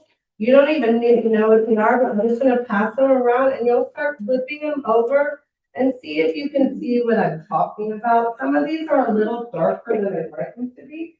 But just while I'm talking, we're going to be talking about beetles for a while. So while I'm talking, just flip anything over and see if you can see anything. But the thing is that most beetles are polyphaga. They're not Adiphaga. Keep doing that. There we go. All right. So that separation in that first segment is how you separate out some beetles. So Carabidae are going to have this separation here. Carabidae are your ground beetles. Your tiger beetles or Cicadelidae, your diving beetles. These are all the kinds, and your whirligigs. So whirligigs are those little black beetles you see doing circles on water all the time, like a little whirligig. These are all Adiphaga beetles. These are basically it for Adiphaga beetles. So if I did not pass around a carabid, a tiger beetle, a diving beetle, or a whirligig, 9 times out of 10, we're talking about a polyphaga beetle. So one of the ones I like to touch on is Buprestidae. These are jewel blowers. We're going to get more into their life cycle in the next presentation. Buprestis means burn cow in Greek. And that's because some of these were known to irritate cows in ancient Roman. So I call them also bullet-shaped beetles. The Buprestis are bullet-shaped. It's because they have a flat head and a pointed back that provides an overall pointed gestalt, but also leaves a different kind of exit hole. These are wood-boring insects. That means they are wood-boring beetles. They live inside of trees, period, stop. They have chewing mouth parts. They are often metallic, and their antennae are often serrated. And the next one is, so we have Bupresta, we've got Cerambycids. Cerambycids are your longhorn beetles. So that's a good, some of these common names for the orders so stick, like a longhorn beetle is a longhorn beetle is a longhorn beetle. So the reason they're called that is so Cerambus meant, I thought this was funny. So there's a Greek mythology, this guy named Cerambus argues with some nymphs. And they, in mythology, you don't argue with nature, it comes back for you. And so they transformed him into a large beetle with horns. And that's why longhorn beetles are called Cerambycidae, because there was an old mythological story about it. So what this means in the beetle world is they often have very long antennae. So if you have seen a beetle with very long antennae, highly likely you were looking at a longhorn beetle. There is further identification, like if the antennae are not the whole length versus double the length, trust me, that's a different sort of separation. There is more for that. But overall, if you are looking at an elongated beetle with very long antennae, you are looking at a Cerambycid. And they tend to, and they have very, they have caterpillar-like larvae, and then they are the exarate pupa, so they don't fully enclose further pupa. Coccinella or lady beetles. So ladybugs aren't bugs, they're lady beetles. They have hardened outer wings. They're called coccinella because they are often in a coxa or a circular shape. Their larvae are weird, slightly disturbing to me, like it's one of those you see, my mind thinks angry when it sees some things. Like when I see a thistle out or ladybug larva, I'm just like, oh, that looks angry. So their larvae are significantly different, but that's because they're metamorphic, holometamorphic organisms. They have chewing mouth parts. Their antennae tend to be clubbed and have lots of segments. And then their larvae, Chrysomelidae. These are leaf beetles. So these are going to be your more smaller beetles in your garden or your natural areas. They are often very colorful. They're going to be what you might think is a lady beetle, and then you get a little closer and you're like, well, that's not a circle. It's more oblong or oval. You're probably looking at a Chrysomelidae. So they have a ton of pronotum variation. We're like, here, this one you see its head, their little head, their very little head, and then their larvae are different. They're oligopods, so they just go around and feeding, but they are very noticeable, and they often have metallic and a lot of coloration, like your cucumber beetles and a lot of those like black and yellow spotted beetles. Those are often your Chrysomelidae, your leaf beetles. So click beetles are your Elateridae, and that is elater means one who drives out. And so what's unique to a click beetle is if you've ever seen one get on its back, it's not struggling like the June bug does that gets nowhere. It can actually flip itself over. And that's from a unique modification on its sternum that allows it to clip and bounce back up and flick back on its, get right side up again. It can be large and colorful, or it can be very muted and brown. The easiest way, there are a lot of beetles that will look like a click beetle on the outside, but if you flip them over and you don't see that sign, that clicking mechanism, there are things called false click beetles out there. So, but we do have these large spotted ones here. You will often find these around detritus and things like that. We catch a ton of click beetles in our survey traps, like so many click beetles. So Scarabidae, as in the scarabs of Egypt. Yes, those same scarabs, those ones with the digging legs. Yeah. So if it looks like a scarab, it's probably in the Scarabidae family. Like again, that gestalt we talked about, if it appears like when you think of scarab from ancient Egypt, that's what you're looking at. Highly likely you were looking at a scarab beetle. So they've got great fossorial legs. So dung beetles are scarabs. A lot of our digging beetles are June bugs. Those are all scarabs as well. They all have clubbed antennae, and they usually have chunky, chubby grubs. Their larvae are actually false grubs. I just use that for anything that looks very similar. And as many insects, they can also be a very big problem. They can be a pest in large numbers. So those are your scarabs. So pretty much most of the beetles I started handing around were some scarabs. So let me hand out a few more. These are all going to be in the family Scarabidae. Let me start you off. Actually,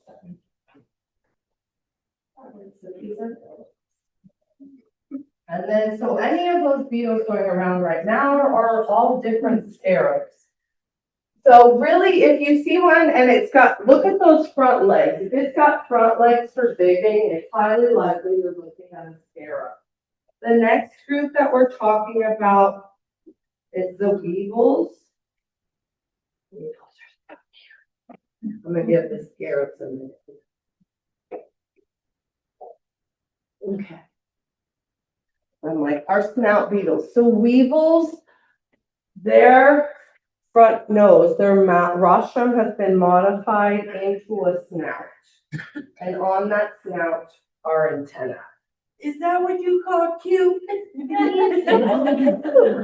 I'm sorry, you with the weevil. No, antenna off some nose? I mean, no one else does that.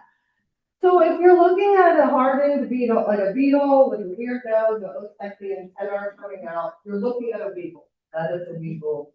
Period. Stop. There are also different modifications. Not all weevils look like that. My really tiny or beetles or weevil modifications. But most weevils, they do feed on a lot of bark and plants and, you know, your boll weevils, all those things. They can be very, very problematic. This is also a weevil. There's no snap on it. So that's why I'm like, but most of the weevils you'll encounter, that rostrum with the antenna on them is what makes them a weevil. Okay, we're almost to the end. I'm like, I know we started a couple minutes late. I'm like, I'm gonna get through. We just have flies, bees, and butterflies. I know you're like, what? Don't worry, I can do it. Okay, so flies. We've already kind of touched on what makes a fly a fly. Those whole tiers. So if you are looking at an insect and you know it's an insect and you're like, why can I only see one pair? Ashley told me insects have to have two pairs. It's probably because one is really, really reduced. So you're probably looking at a fly. So that's why you might have heard of things like bee fly. Those are flies that are mimicking bees and things like that. So they have those whole tiers. They will have a sponging or a rasping mouth part. They will have piercing or sucking if they're a mosquito. So that's where, with flies, again, the main unifying thing is that reduced wing. They'll have different mouth parts. They'll feed on different kinds of things, right? Even their larvae are very different as well. But flies have been instrumental to forensic science, right? Like flies are amazing in that aspect. And that's why they know what all these different larvae look like, because actually flies are very consistent in how they visit certain sites and things like that. Oftentimes the pupa are those really gonna look like mammal droppings, those kind of pupa, those object ones. So your crane flies, we're just kind of finishing up with them. Tepulidaes have been out the past couple months. They're kind of those first flying things that appear in the spring. They're known as mosquito hawks, but those beauties don't eat mosquitoes. They don't, but they don't sell seeds. So just leave them alone. They're just making more. They're just minding their own business, but they are not actually mosquito hawks. Love bugs are currently out right now. As I was telling my daughter, she was nervous, and I said, "No, baby, they're just out here looking for love. They're not biting." And that's true. They are just here for love. They're only out for about 3 or 4 days. They are mating. They are not feeding. They are not. So they're trying. They're just. Oh, I was like, they are just minding their own business. Now, a robber fly is doing just that. An Asilidae, a robber fly, he will rob prey from somebody else. He will snatch something right out of the sky, and he will bite you. And they're kind of cute with their they have a very hairy face.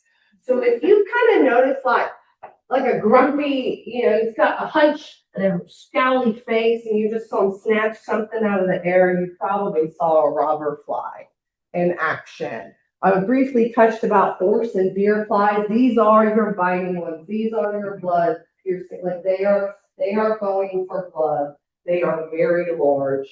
And then mosquitoes.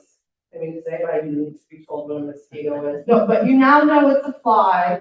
It's a blood-sucking fly, and it's very good at spreading many kinds of diseases and parasites. And please remove any as you can. So, so here are some of those like bee flies, your sylphidae. So this is a fly.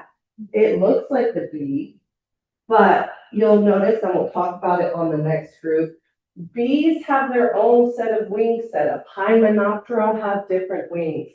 So if you're looking at something and you only notice it, because it's just, too far. It's just one set of wing, one set of wing, one set of wing. You're looking at a fly. It's just mimicking. Lepidoptera. So lepis means scale in Greek. So butterflies and moths have hairy wings.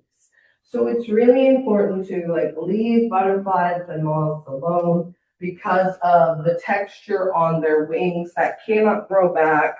It cannot be reproduced.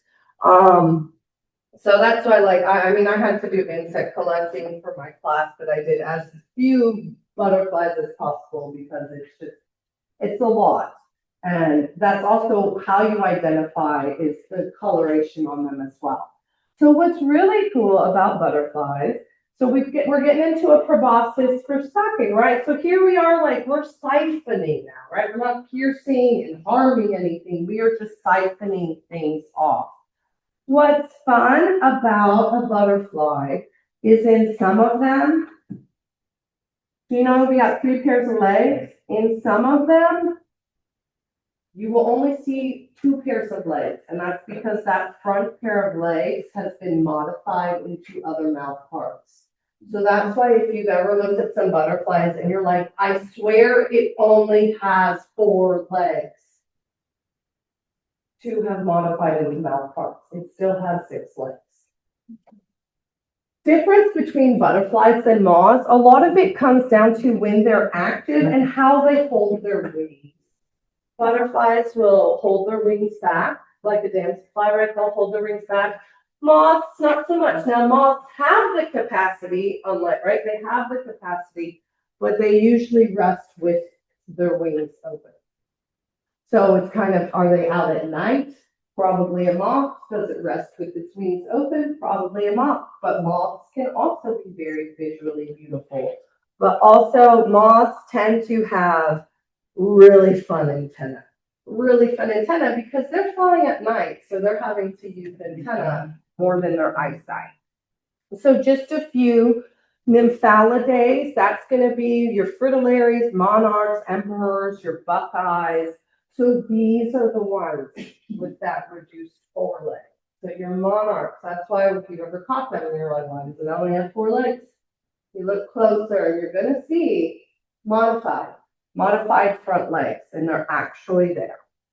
Your Papilionidae, so papillon is Latin for butterfly. That's also like in French, they say papillon and all of that. So those are your swallowtails. You're very butterfly, right? Like it. Papilio is Latin for butterfly. So this is like the butterfly family. And they are sexually dimorphic. The males and females will look different, but they are going to be your large-winged, very beautiful ones. And they're called swallowtails because the males often have that little swallowtail on it.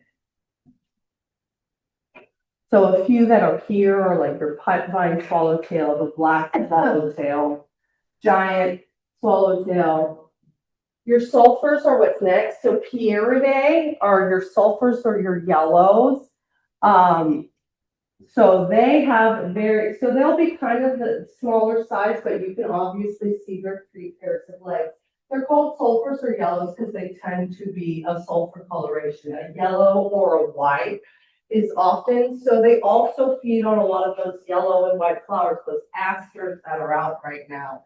So there'll be those ones that you see kind of flitting around right now, those smaller brown, white, yellow ones. Those are all sulfurs or Pieridae. Got your cloudless sulfur. Sphinx are some of my favorites. So these are more your moths, your sphinx. If you think about it, it's like their wings are backwards. It's just their wings go different. That's all. So that gestalt in and of itself, if it is holding its wings like this, if you see it with its wings out like that, 99% sure you're looking at a sphinxed moth. So they just have a stout body, triangular wings. They are going to be, your males and females are going to be different. So much like other parts of the animal kingdom, the males are going to be more noticeable because females need the camouflage to lay the eggs and not to eat. So, and a lot of them do, so what's really fun is look up hawk moth and orchid modification. So that's what's really fun too. Sometimes the evolution happens just because of one flower. for one species that they've modified to each other. It's just pretty intense. Asps are gonna be your mega lovely today. Yeah, that's what I'm gonna say out loud. They're flannel moths. They're very, very cute. You just don't touch them. You don't know if you don't know if you're allergic, please do not find out. Very painful to find out. I have not. And that's what separates me from an entomologist. Like, I'm a parasitologist because I won't go and touch the asp. My entomologist will go because they need to judge to see how painful. No, that's fine. I know it causes pain. Okay, our last group, Hymenoptera. So these are your ants, your wasps, your bees, your sawflies. A lot of your stinging organisms, but also some of our most important organisms as well. So what makes a Hymenoptera a Hymenoptera? It will have two pairs of wings. Those wings are almost Velcroed to each other. Those wings do not separate. So that may appear like one wing, but those are two wings almost Velcroed together.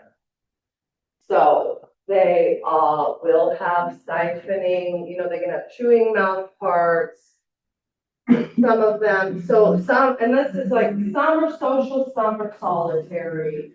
What really unites Hymenopteras are the way their wings are held, because you've got things like butterflies, which are quickly, or not butterflies, you've got like some ant species alone are completely solitary and some are completely social. So there's not a lot of complete unifying things. Not all of these things sting.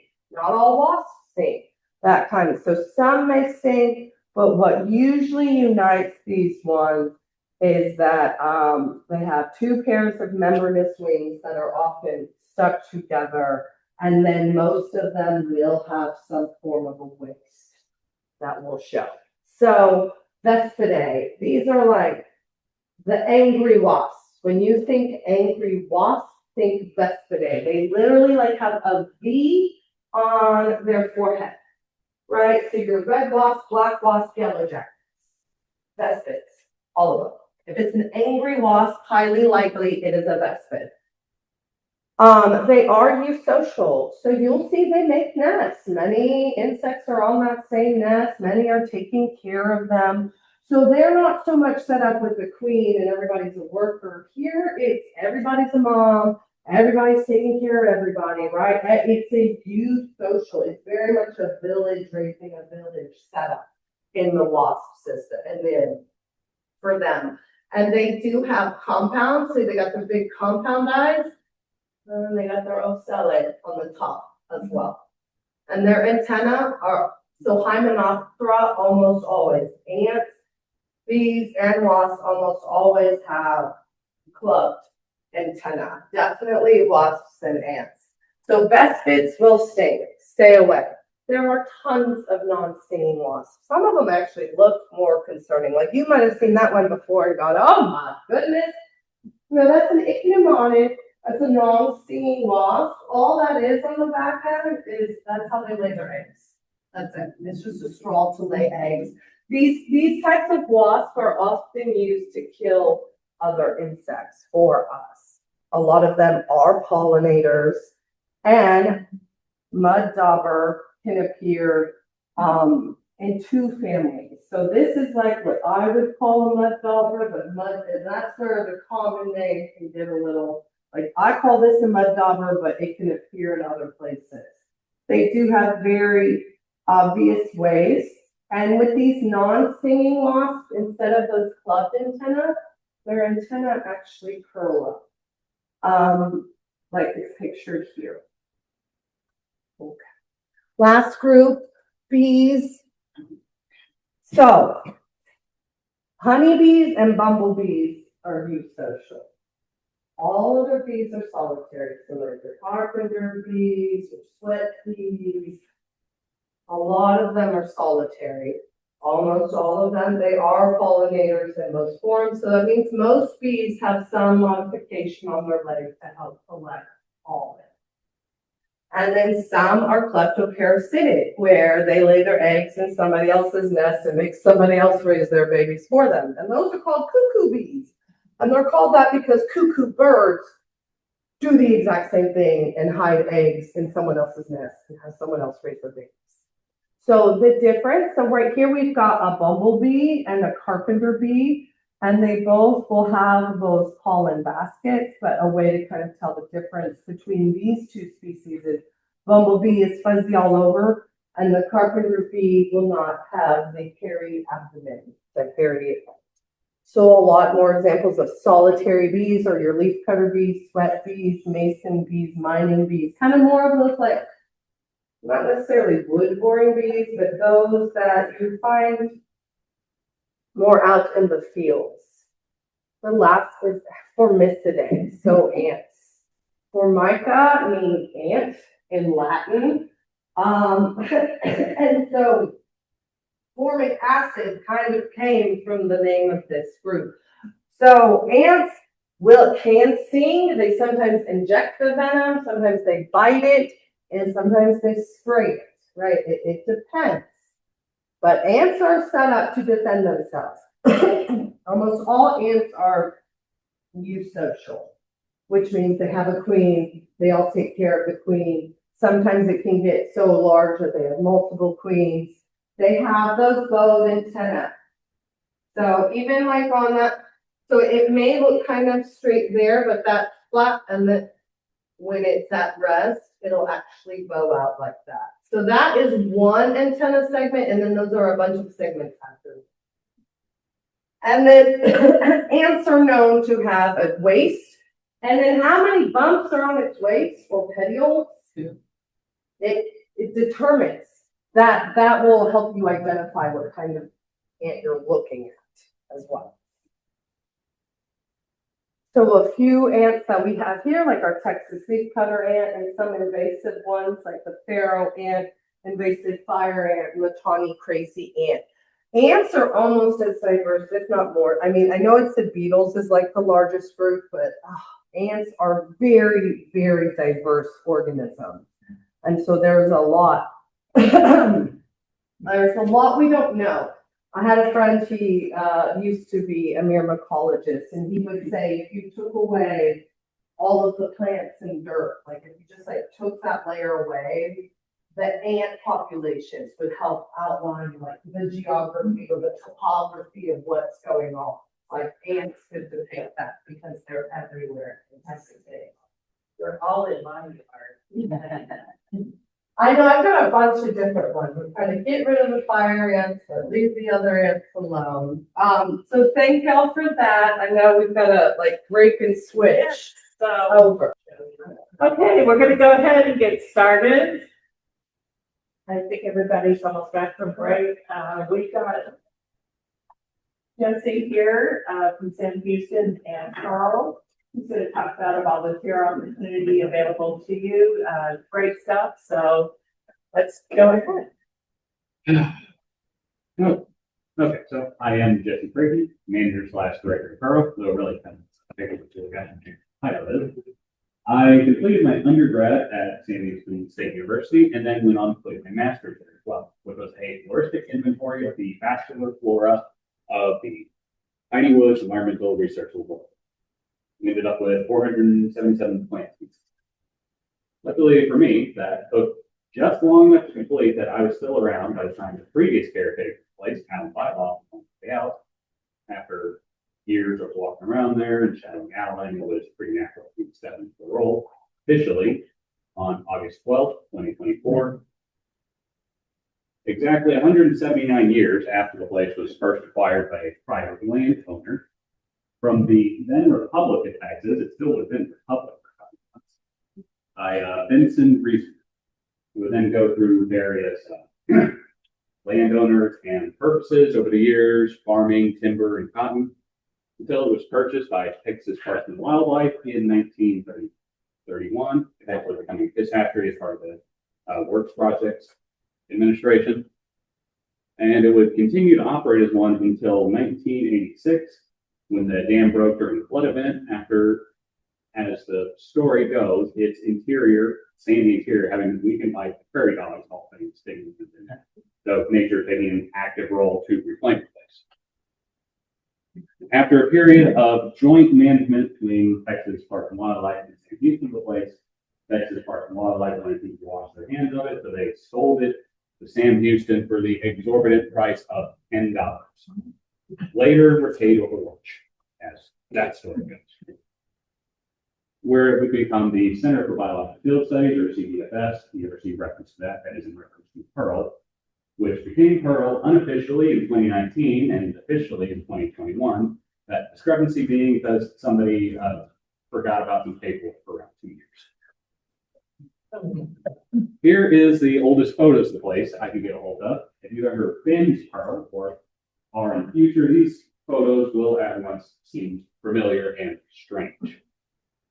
Obvious difference, a lot less trees in the past. Let's see, there's the WPA plaque. There have also been some more recent changes in place. It is still changing. You can see a photo on the left is a satellite photo from 2015, on the right, 2023. Lots of difference. In 2016 or 2017, I have no final documentation of that. The previous caretaker of the place, Alan, opened up some of the valves. See, there's a pipe running between the ponds and the outlets, allowing water to flow back into some of them, allowing them to be intermittently filled, enough to fill up the trees and allow aquatic plants to use. You can see an unfortunate amount of duckweed, but there is other things in there as well: bladderwort, water primrose, mosquito fern, black cattail, as well as others. Also here you can see the diverse habitats and ecotypes found in Pearl, with a more specific map of those for later presentation. Riparian habitats, prairie, pine, deciduous, forest, old growth, new growth, variety of soil types, clay, sandy, all of this under an organization and one individual in particular that would like to see more people out there utilizing this. A lot less red tape doing things out there compared to maybe a government organization or single private brand. A lot less red tape. The process of doing something out there, send me an email, I'll probably see it. It is also, Pearl has a couple of different purposes now. One of them being education. We have hundreds of students go through there every year. Here is the more recent examples. We have Dr. Justin Williams, my former thesis advisor, teaching his plant taxonomy class, probably actually got the point. You have Dr. Simon and her entomology class setting up white sheets to their insects that occur there. And Dr. Dava showing up again unannounced at night, was going on a herpetology expedition with his students, found plenty of snakes, turtles, frogs. I think at the moment they are accosting a water moccasin. The classroom up there, sorry about that, maybe not time for that right now. And my favorite photo of the most cars that I ever saw at Pearl. We had about 50 of them there at the time. Is that over into that green area by the? Yes. Like, whoa, that's a lot of cars. Yes, I would like to see more photos like this Yeah. in the future. In addition to education, there has also been a lot of research that's gone on here over the years. Here are some of the ongoing ones. We are doing some work with the hibiscus daisy calyx. Okay, yes, got that right that time. Some experimental tubs built by hand with shovel. Some more experimental tubs and shovel. In those tubs, there is the hibiscus, there's the daisy calyx and some associated species.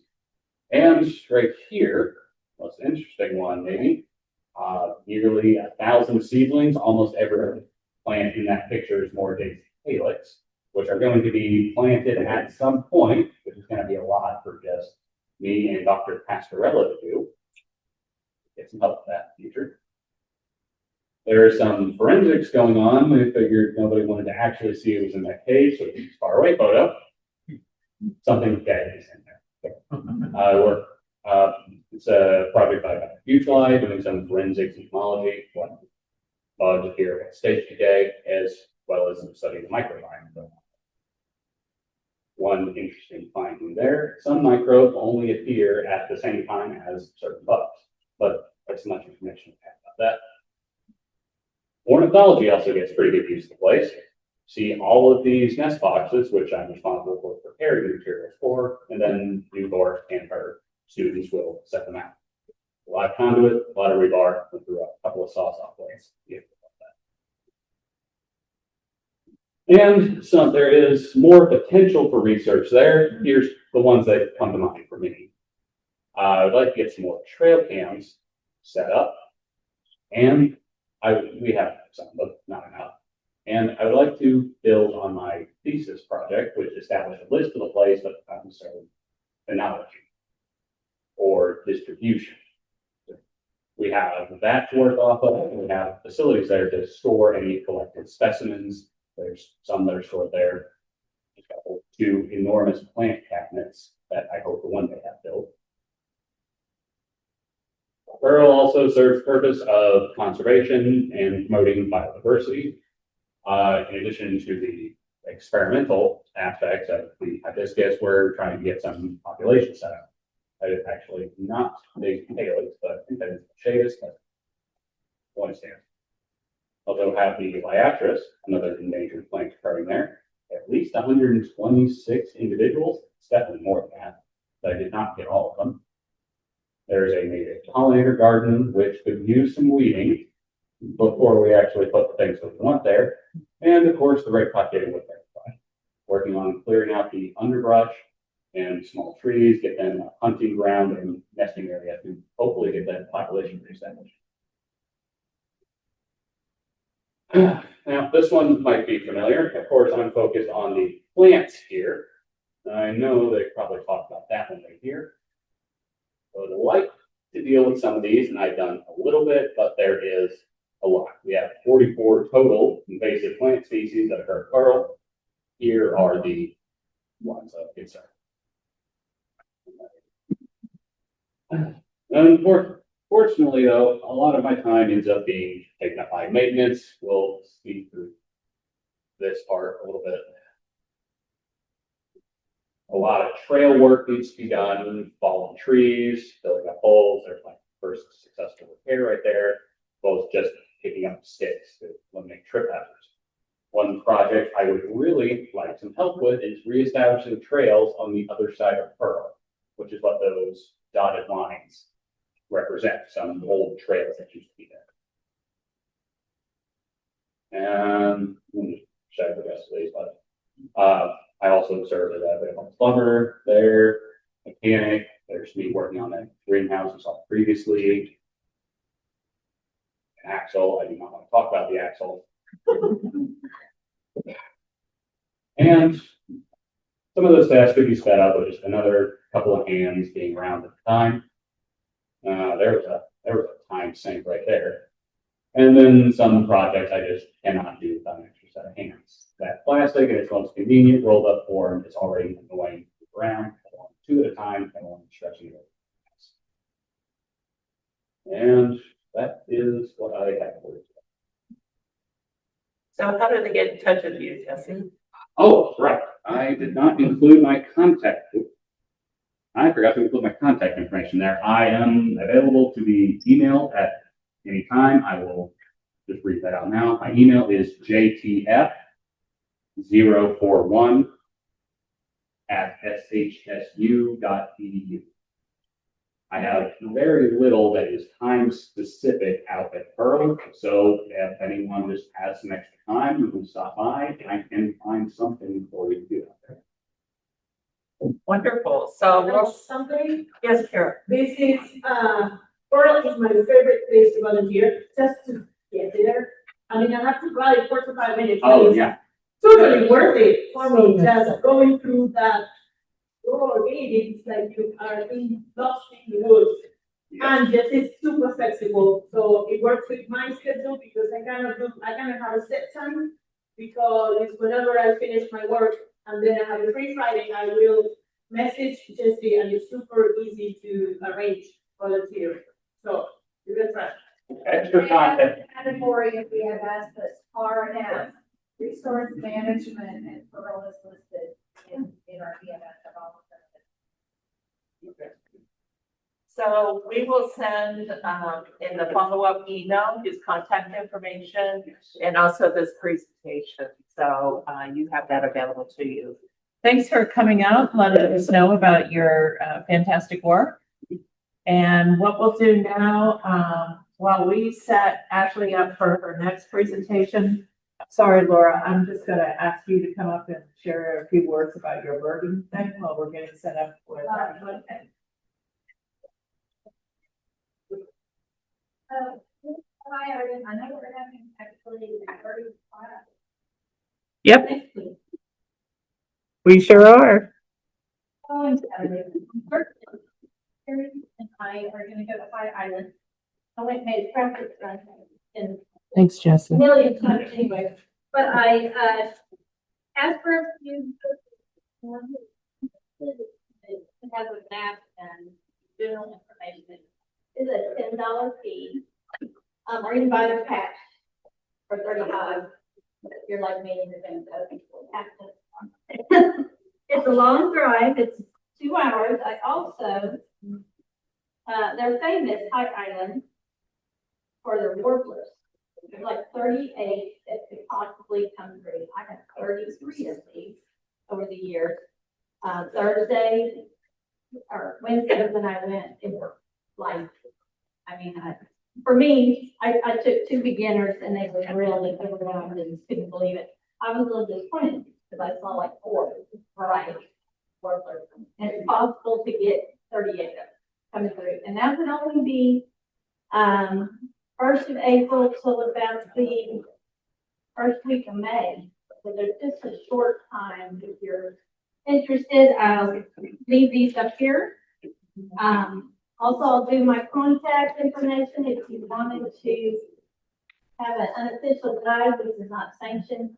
It's, there's nothing, whatever you call it, professional about what I do. But if you wanted some help with birds or following around with the lay of the land, you text me and I can tell you where I am. You wouldn't have to get yourself there and it's right. Thanks. Okay. So we'll put the brochures at the very back. How about that? Okay, As people I'm in leave. Yeah. Thanks, Laura. Thank you so much. Are you going on this Thursday? This is Saturday, yes. So the 16th is what I'm shooting for. Ashley, the mentor, is trying to go that evening. I will probably be there the entire day. I think that's what Terry wants to do. So we'll probably be there the whole time. So if you happen to show up, you can text and say, where are you? And I'd be glad to just join us or if you have questions. Okay. Fantastic. Ashley, it's your show. Hello again, y'all miss me. All right, good, still morning. Until now, we're gonna talk about invasive species. So we kind of touched in a little bit here and there, and yes, I really hope y'all reach out to Jesse to help out at Pearl. He really does run that place like on the top. There's a lot to be done and a lot of help. And so I am the Research and Education Director for Texas Invasive Species Institute. So yes, I do like bugs. I am a parasitologist, but this is what I often do, which is talk and do research about invasive species. So at TISI, we believe that public education is vital to getting an edge on invasive species. If you, the public, do not know what an invasive species is, then how can we expect you to remove them, prevent their spread, or do anything about them? So we've done that through a lot of different ways to do public education. We do workshops like this. I present to other master naturalists, master garden chapters. I've done work with schools. We've created an invasive species high school curriculum with the ag department at SAM. So we do as much outreach as possible. And then we also acquired TexasInvasives.org in 2020. So we used to be sister entities. Now we are your one-stop shop. Basically, if you Google Texas and invasives, you will find either of our websites. We still have 2 websites up, and that's because TexasInvasives.org is still the reporting platform. It's a very old platform.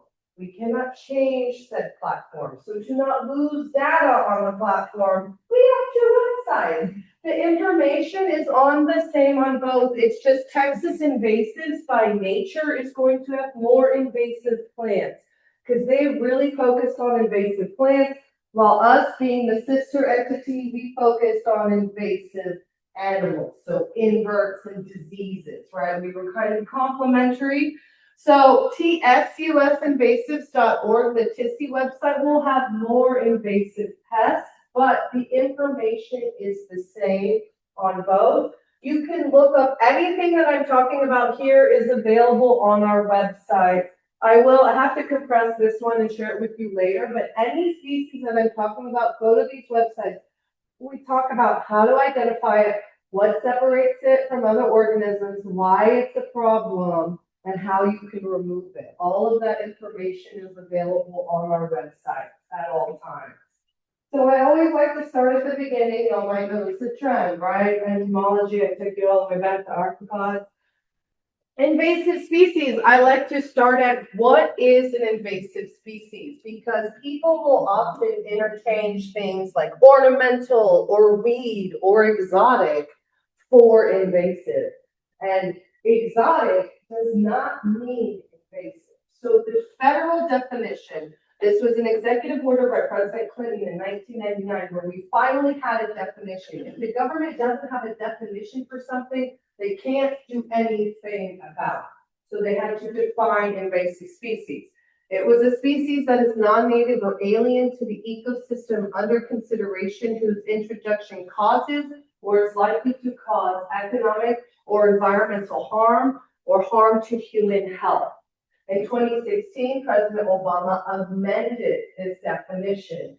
They took out the or alien. They focused on it being non-native because, again, alien can be confusing. And then they inserted animal and plant health, because a threat to our animal or plant health is just as important as a threat to our human species health as well. So it's the red bolded underlined part of the definition that separates an invasive from all other things. It causes harm somewhere it does not belong. So not only is it not native, it's going and causing harm. Something can be not native, like our honeybee. We don't call it invasive because it's not going around and causing harm. So invasive comes in many different, harm comes in many different flavors. It could impact our natural heritage, our forestry, our recreation, our economy, right? So our ability to produce crops, our ability to have industry. So like zebra mussels cause big problems for our hydrological power plants and things like that. And then we have a ton of pests that threaten our agricultural stability, our crop stability. So sometimes the harm is very obvious in what it does. The emerald ash borer destroys ash trees. It doesn't care if it's healthy or a young tree, it will kill an ash tree. This is the same street before and after the emerald ash borer arrived. So sometimes the damage is very obvious. Sometimes very small organisms cause a whole lot more damage than even what we're aware of. So we all know about a fire ant. I don't think anybody here in the room likes a fire ant. You might know that they're aggressive and they're bitey. And they're highly invasive because they are aggressive and bitey. So not only are they attacking native ants, they displace other ants, they attack other ground-dwelling organisms. So anything that lives on the ground could be their prey. They have lowered horned lizard populations. They have lowered bobwhite quail populations. They will predate anything on the ground. Anything on the ground includes crops. Fire ants cost our state $500 million a year just to manage. Eradication is not a word I get to use. Eradication is not a feasible concept with invasive species because sometimes they're too far widespread to talk about fully eradicating them. Can you eradicate them in your own yard? Yes, absolutely. But we spend $5 million a year in this state to manage them. That's to manage the problems that they cause, not to actually get rid of them. So, and also, so we've got the ecological threat, an economic threat, and then we have a threat to animal health. If you are allergic to fire ant stings, just like if you are allergic to honeybee stings, you can go into anaphylactic shock. This allergy does spread to cattle and dogs. So our domesticated livestock and animals can also have these allergies to fire ants as well. So they cause a lot of harm. Invasives cause so much harm, but if they stayed in one spot, then we'd be able to trap them. We wouldn't have any problem. We could remove them and we're out. Well, that's also where the invasive part kind of comes in. They're very good at spreading. So maybe if they make more eggs, maybe they're drought tolerant, maybe they can tolerate salt water, maybe they have no predators like this one. So the thing about invasive species is we have to do something. If we do nothing, we are destined to fail. So the lionfish is a paraphyletic, and it is a beautiful fish from the Indo-Pacific. So it's from Southeast Asian waters. There it has predators that are adapted for the paraphyletic venom that they have in their spines. Lionfish are still widely available in the aquarium trade. Invasive does not mean illegal. Okay, so that's also why it's up to you to make good choices out there. So lionfish, you can still go buy one at the aquarium, or go buy one, you can still own one. So in 1985 in Miami, there was a pair of lionfish in the aquarium. That is not unusual. Aquariums store exotic organisms. In 1985 in Miami, there was a hurricane. Again, not unusual. It's Miami. A pair of lionfish got out. So think about the timeline, 1985. So it's 15 years before a federal definition, but scientists are probably aware of the problem, but then the fish get out and they don't do anything, right? Nothing is done. So at first it doesn't seem like that much of a problem. Okay, you've got this exotic fish out there that has a venom that nothing over here is adapted for. What could go wrong, right? Well, they multiply, they grow, they have no predators here. So they grow and they reproduce, and before we know it, we're all the way from Philadelphia down to Venezuela, and now they're actually all the way from Boston down to Brazil. They are all throughout our Gulf of Mexico. They showed off the Gulf of Texas in about 2013. It was right when I was starting up at TISI was when they first appeared there. And the thing is, with them not having any predators, they can just eat and reproduce and eat and reproduce, and they just keep growing. And so besides the obvious impact of them suddenly having a huge presence in a food web they didn't belong in, they have secondary impacts because they are just eating the fish that maintain the coral reefs. So coral reef is now dying because they are present here. The second largest coral reef in the entire world after the barrier reef in Australia is our coral reef right off the coast of Belize, where the lionfish are. So this is what happens if we do nothing. And this is also what happens. This is a perfect example of how well invasive species spread, right? They don't even spread normally. They spread very, very fast. So oftentimes we understand how they spread, right? If they're the lionfish, we get it, right? They got in the ocean, they reproduce, they swim. Oh, I left out a really fun fact. That pair of lionfish that I mentioned, they're responsible for about 95% of this population. One pair of lionfish got out and made it and had no competition and grew and grew. And we didn't, yeah, basically, and we didn't do anything about it, right? If they had gone, if we had just, if early detection and rapid response is why we have to get ahead of these things. So oftentimes we know how things get here. But oftentimes I always ask, Ashley, how did it get here? And my answer is always the same. Humans. Humans are how anything gets anywhere, right? How did the lionfish end up in the aquarium in Miami to begin with? Humans. So, inadvertently. I'm gonna mess with it. It's not sharing to Zoom. Oh no. So you go on, I'm just gonna share it. So humans are the invasive species. We have allowed things to move back and forth. So the thing is that people are like, well, how does this happen? And it's been happening as long as we've been importing and exporting goods. So I mean, what, Marco Polo went to the Khan Empire 1,200 years ago or however, that's a long time. Humans have been moving things for a very long time. Invasive species is the fallout of that. A lot of invasive species got here accidentally. A lot of our invertebrates, like our fire ants, no, we did not bring them here on purpose. They hitchhiked to the soil.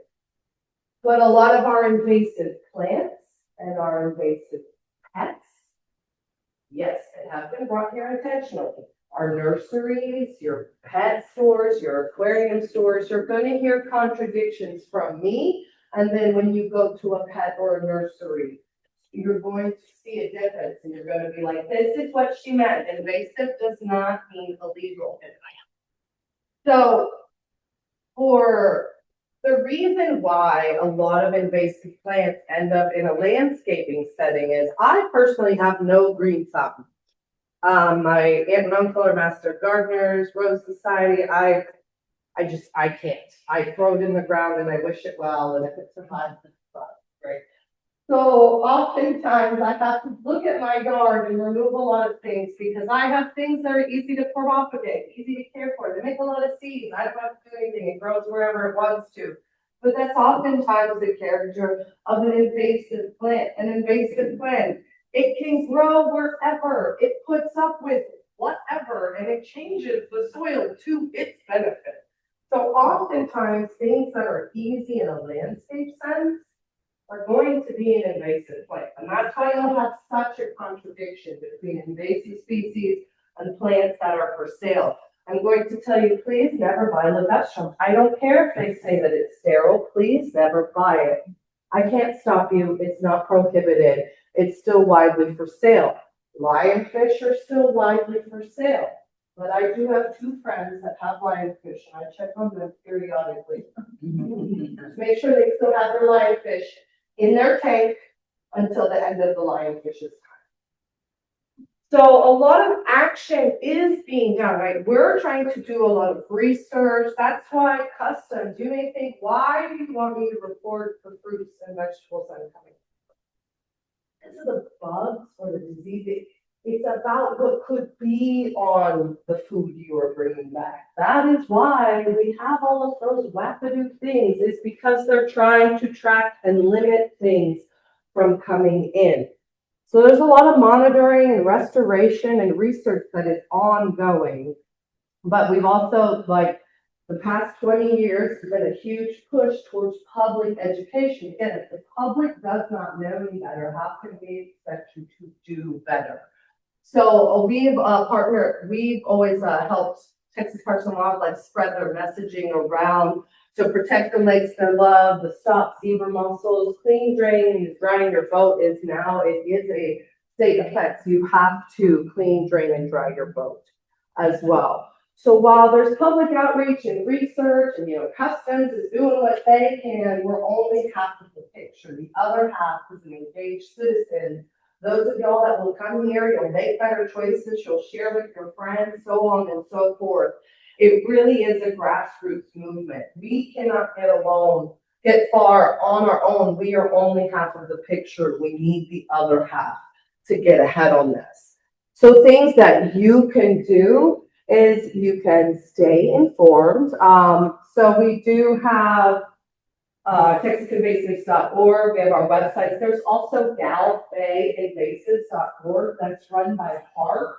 And it's a really great online resource as well. And it pulls up very easily in the mobile form. But it has really good resources as well. So just staying kind of in the loop with things. I'm going to pass this around, no pressure. I'll start it in the back. But if you like to stay informed, if you wouldn't mind a monthly email about invasive species and so forth, then I was like, feel free to sign up. They can talk. That's all we take it for. And so you might even notice right here, it says Heartwood Invaders.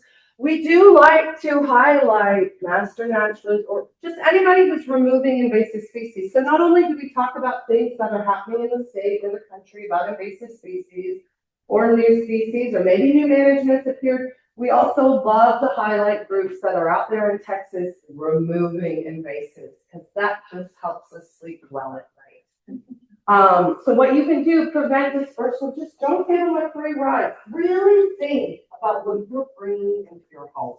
Just really think about a lot of things. Please remember, clean, drain, and dry is the law. You have to do that. And it's because it has been directly linked to the spreading of zebra mussels, quagga mussels, hydrilla, giant salvinia, water hyacinth, anchored hyacinth. I mean, just so many things can spread just from one fragment. That is why you've got to clean your gear. Boats included, we'll get to other gear, but cleaning your gear is so important. And also, I do have handouts here for afterwards as well, but not moving firewood, don't move firewood. I get that question a lot. Why can't I move firewood? It's my firewood. So think about your firewood as a home to, let's say, 100 different insects. Let's just imagine there are things living in your firewood, because there are things living in your firewood.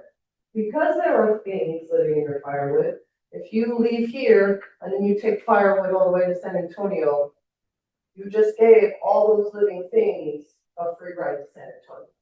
That's why we're not supposed to be moving firewood. Some insects do not fly well. Some have been directly linked. Their spread has been directly linked to humans spreading things around, okay? A lot of them get by on their own, but that's why not moving firewood. That's why to burn it where you buy it. If you go up to Huntsville State Park, if you buy firewood up there, you leave it at that state park. Don't even, that's crossing the county line, right? But don't even bring it back home. Burn it where you buy it. Keep it as local as possible. If you don't finish burning it there, give it back to the state park to resell it. They could use the money. Right, so it's just that kind of concept of limiting. So just imagine things are living in your wood, because they are. The same thing kind of applies with new plants. Think about what you're bringing into your yard as well. So many things have hitchhiked here. Flatworms, fire ants, psyllids, jumping worms, so many invertebrates, insects especially, accidentally got here because we were bringing plants on purpose. We were bringing something else, and these happen to be living with it. And then, oh no, we've got a huge problem of something else. So if you start noticing a trend, every time I buy a plant from this place, I end up with flatworms in my yard. Maybe you have to quarantine yourself, right? Maybe you need to start dumping all of the soil that it came with, not using it. Maybe you need to be sunning things. You need to treat your backyard like a quarantine zone. Watch, just think about what you're bringing in.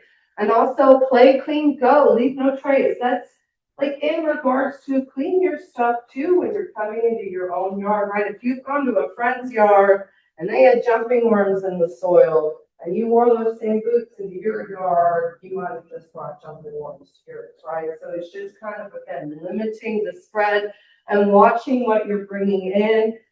Please look at our list and look over invasive species before making a decision on what to buy. Please try to buy native. And no, there is not such a thing as Texas ligustrum. It's not going to be sold as that, but it is not a thing. Ligustrum is not from Texas. It originated and evolved in Asia. So we need help. We're doing research, we're doing monitoring, and we need help with vigilance. We have to have help with people watching out. So not only do we want y'all to help look for invasives, but be mindful when you're at the nursery, okay? So yes, things like golden bamboo, elephant ears, honeysuckles, nandina, crickets, those are all highly invasive. They are perfectly legal. I just do not recommend. Yes. Do you guys monitor on natural soil for invasive soil? Yes. Yes. So it's one of those, like, just please be mindful of purchases when you're out and about, because These are going to be for sale. But there are some that are prohibited. There is a list. So I am not a governing entity, right? To see, we do not have authority to go and get fines. Those that do have authority would be your Texas Department of Agriculture, your Texas Parks and Wildlife. So Texas Department of Ag does have a noxious and invasive plant list. But if you have already looked at our website for invasive plants and then you look at this list, you will notice this is about a 10th of all invasive plants out there. It's not very extensive, but there are some very problematic species that nobody should be selling or propagating. Chinese tallow, water milfoil, giant reed, hydrilla, kudzu, purple loosestrife, rooted water hyacinth, salvinia, torpedo grass, water lettuce, Japanese climbing fern, Brazilian pepper tree. These are all species that are no longer for sale. No one should be selling them. It is illegal. No one should be propagating these. It is illegal. And I know sometimes people might see people selling tallow or not tallow, or, you know, they've got tallow seedlings. Send me an email. Send me the info, please, of that person. I will email TDA. They will get in contact with them because it's illegal. It's unacceptable. Yes, ma'am. No, I realize I can say it. Oh, no worries, exactly. No worries. So yeah, it's just there are species. It is illegal to propagate that. And yeah, tallow may be great for peace, but so were like the thousands of other native plants that were here before the tallows as well. Yeah, so just to have that right there. So please, just if you see anybody selling or propagating these species, send me an email. I will reach out to TDA. Because there's thousands of other species they could be selling besides things that are actually illegal to propagate. Parks and Wildlife, they're the ones that oversee prohibited animals. So theirs is really aquatic animals so no one should be selling things like northern snakehead or these freshwater stingrays. These are already known to be highly invasive organisms. They are not allowed for sale in the state of Texas. If you see anybody reporting these organisms or selling, please, aquatic.invasive@tpwd.texas.gov. They have their own reporting entity. And again, they're game wardens. That's their job. So please let them know because there are also aquatic shellfish. So apple snails, zebra snails, mitten crabs, tiger prawns, a lot of those invasive invertebrates on our website, those decapods, wait, let's take it back, those invasive decapods shouldn't be for sale either. So since we need help with vigilance, there was a creation of the Sentinel Pest Network. And the Sentinel Pest Network was a collaboration with USDA APHIS, that's the invasive side of USDA, and Texas Invasive to kind of realize, like, what could be a very big problem for our state? What are the big bads? So they created this Sentinel Pest list that are just species of high regulatory significance. That's basically species that we know will cause problems because they have proven to cause problems in other states. So originally it started off as a dirty dozen, and now it's like the terrible 26 or something like that. But it ranges from apple snail, cactus moth, Kogon grass, tropical soda apple, lionfish, crazy ant, giant hogweed, giant salvinia, emerald ash borer, giant Japanese climbing fern, and we've got Asian citrus psyllid. So it's got a lot of plants and insects on it. But what's important to point out is this final column here, the currently in Texas. If it has a red box and a Y, that means yes.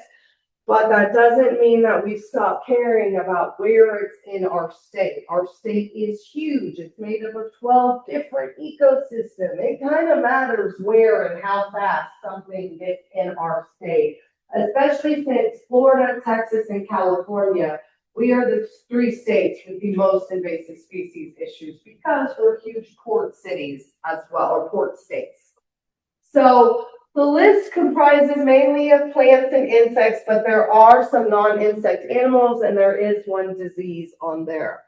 These are the species that are right on our homepage. If you go to texasinvasives.org, the ones that are scrolling there side to side, those are our sentinel pests. You click until you are trying to report one of those, and it never requires a login. This is one that we want people to report at all times from anywhere to help disseminate, because these are emerging ones of big concern. If you don't like to scroll left or right, you can click the Take Action tab up top, and then it'll become a scrolling list that you can look on to select the species that you're trying to report. So to kind of get into some of these sentinel pests that you can report. One of them is the apple snail.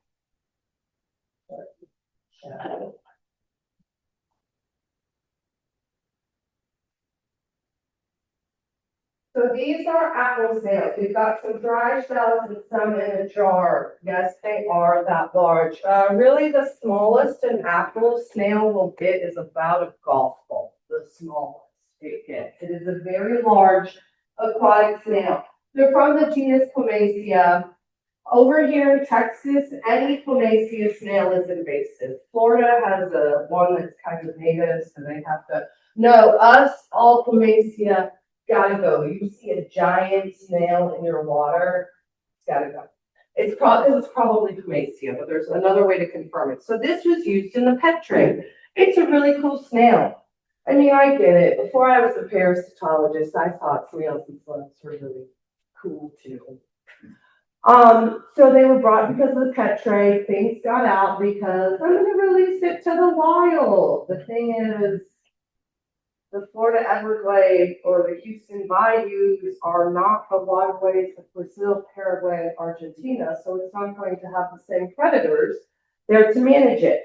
So this is USGS mapping. If you ever look at, they have a wonderful aquatic nuisance species tracking, ANS, USGS mapping. The way this works is the bigger and darker the blue dot, the more reports there are in an area. So apple snails overall are inundated in our area. We're barely starting to get reports in northern Montgomery County. So really this area, we still actively want a lot of people looking, because the way this snail seems to spread is with flooding events. After Harvey was when they appeared in, the woodlands. And it was after Ike when they appeared eastward. So it's kind of one of those, they seem to move with flooding events. They have been here in Texas for over 20 years, and there are 2 invasive snails on our sentinel pest list that we want y'all to look out for. So one is the apple snail, and the other is the giant African land snail. So you can tell the difference between the 2 snails on how their shells are. One's like an ice cream cone, one's more of a spiral. Also, where they live. Giant African land snail is a giant snail from Africa that lives on the land. Giant African land snail. Apple snail is actually an aquatic snail, so you're not going to find them in the same environment. One's a land snail, one's a water snail. You need a permit to handle the dead ones too? Not anymore. So thankfully now the state of Texas has a lot. So she brought up a good point. Parks and Wildlife was so paranoid about apple snails spreading. They didn't even want citizens to handle dead ones. They were so scared about them spreading. But the thing is, if you don't empower citizens to kill and manage and remove them, then they just grow. So Parks and Wildlife has changed that. But if you are ever removing apple snails, you must have a black trash bag. They must be double bagged before you throw them away. That's the only thing they really care about now. Double bag, throw them away. But that's a very good point, because sometimes the restriction, it took a lot of power out of y'all's hands where we couldn't be like, yes, go, kill, do what you need to. But that has changed where the state now encourages and wants you to remove. But if you are removing them, it must be in a sealed container or you can get in trouble, because then you're moving a prohibited species. So how do you identify them? Yes, those snails are very obvious. Downside is the adult snails live underwater, so you're not gonna see that a lot of the times, but their eggs have to be fully dry. So the adults have to come out from the water and lay their eggs.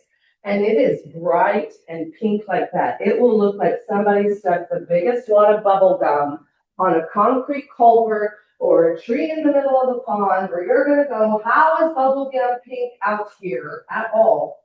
Those are apple snail eggs.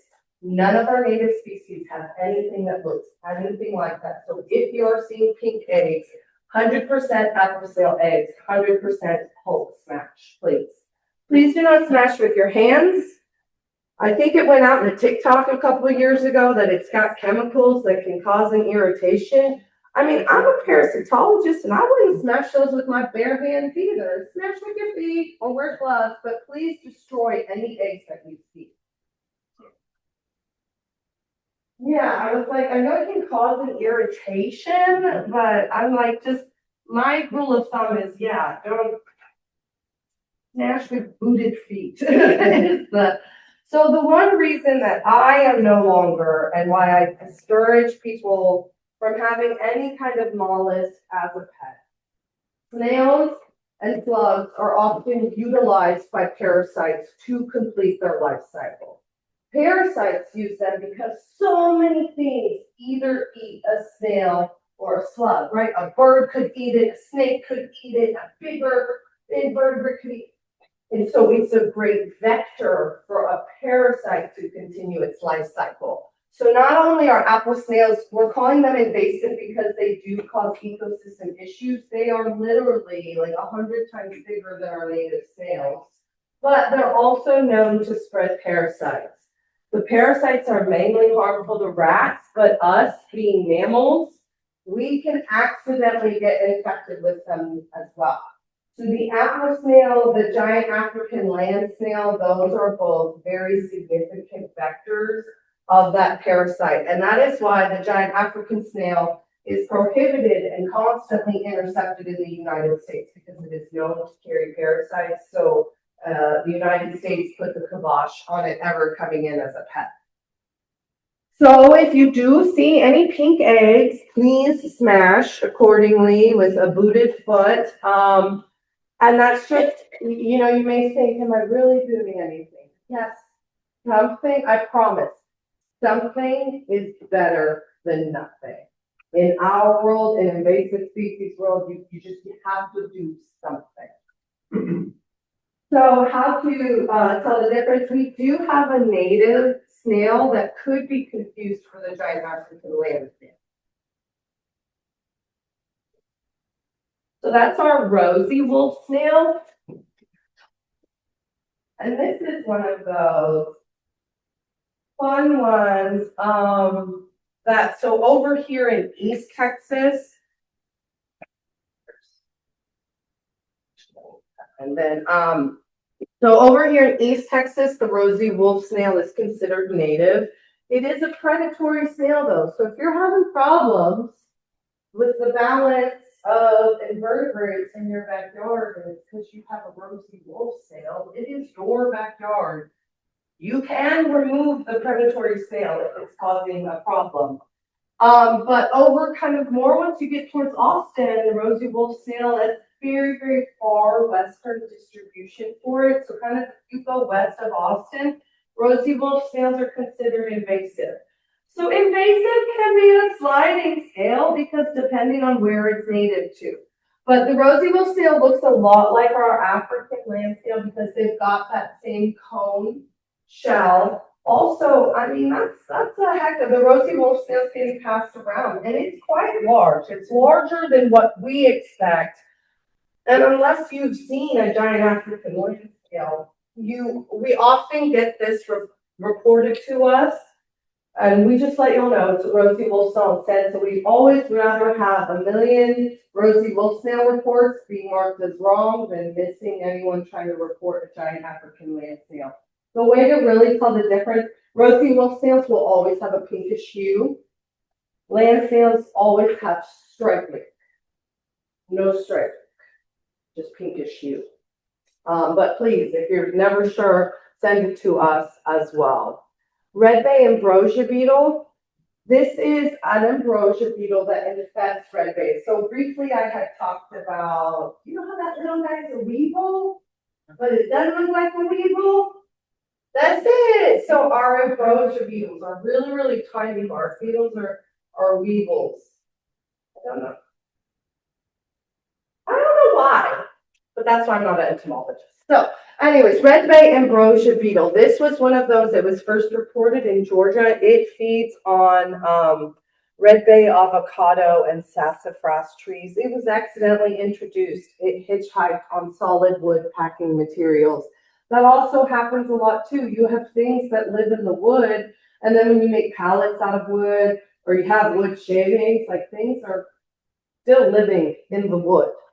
So it has widespread. We started tracking the red bay ambrosia beetle. I think we found reports of it in 2014, 2015, and then we helped the U.S. Forest Service with some surveys. But now it is in 24 counties in Texas. And so the way this map reads is any of those green dots, that's all host trees that are available. So really over here in East Texas, it's going to be a lot of red bay and sassafras and your swamp bays and things that are there making it up. So it is now in 24 counties, with the last one being reported in Montgomery County, but it's been dancing around this area for quite a while. So if you have gone out and you've noticed that maybe red bays aren't looking so hot, it's been a result of this. But you might be able to tell from the map, it just jumps all over the place because it's just a matter of when the humans have detected it in that county. But it is pretty much widespread, and we are concerned about it getting to Mexico. So it's known to infest laurel trees. The plants are really hinky with their common names too. I'm not talking about that. I'm not talking about the Texas laurel or I'm talking about and the genus Persea. So I was like, we're talking about, so those that are in the genus Persea. So you've got sassafras, which is in the genus Sassafras, or Sassafras albumum, and then laurel trees that are in the genus Persea. So she said like Texas, and the reason is like, I know I've been asked that before, and I'm like, if it's not Persea, it doesn't count. And that's where common names can be misleading. Scientific, that's what backs you up, because the scientific name is that. It's its government name. The government name does not change.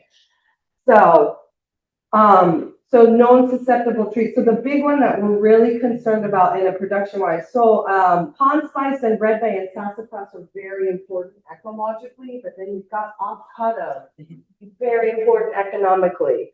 So how do you identify this beetle? I promise I'm not expecting you to identify that guy. He's very tiny. He's so tiny, like so tiny, like even smaller than the other bark beetles. So I don't expect you to know that.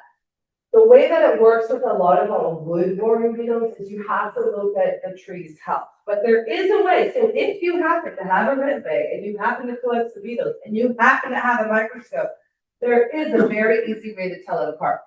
So it's gestalt. It's gestalt. It's very slender and smooth. It's not a very hairy beetle. And it has a very defined crease on its declivity, which is its butt slope.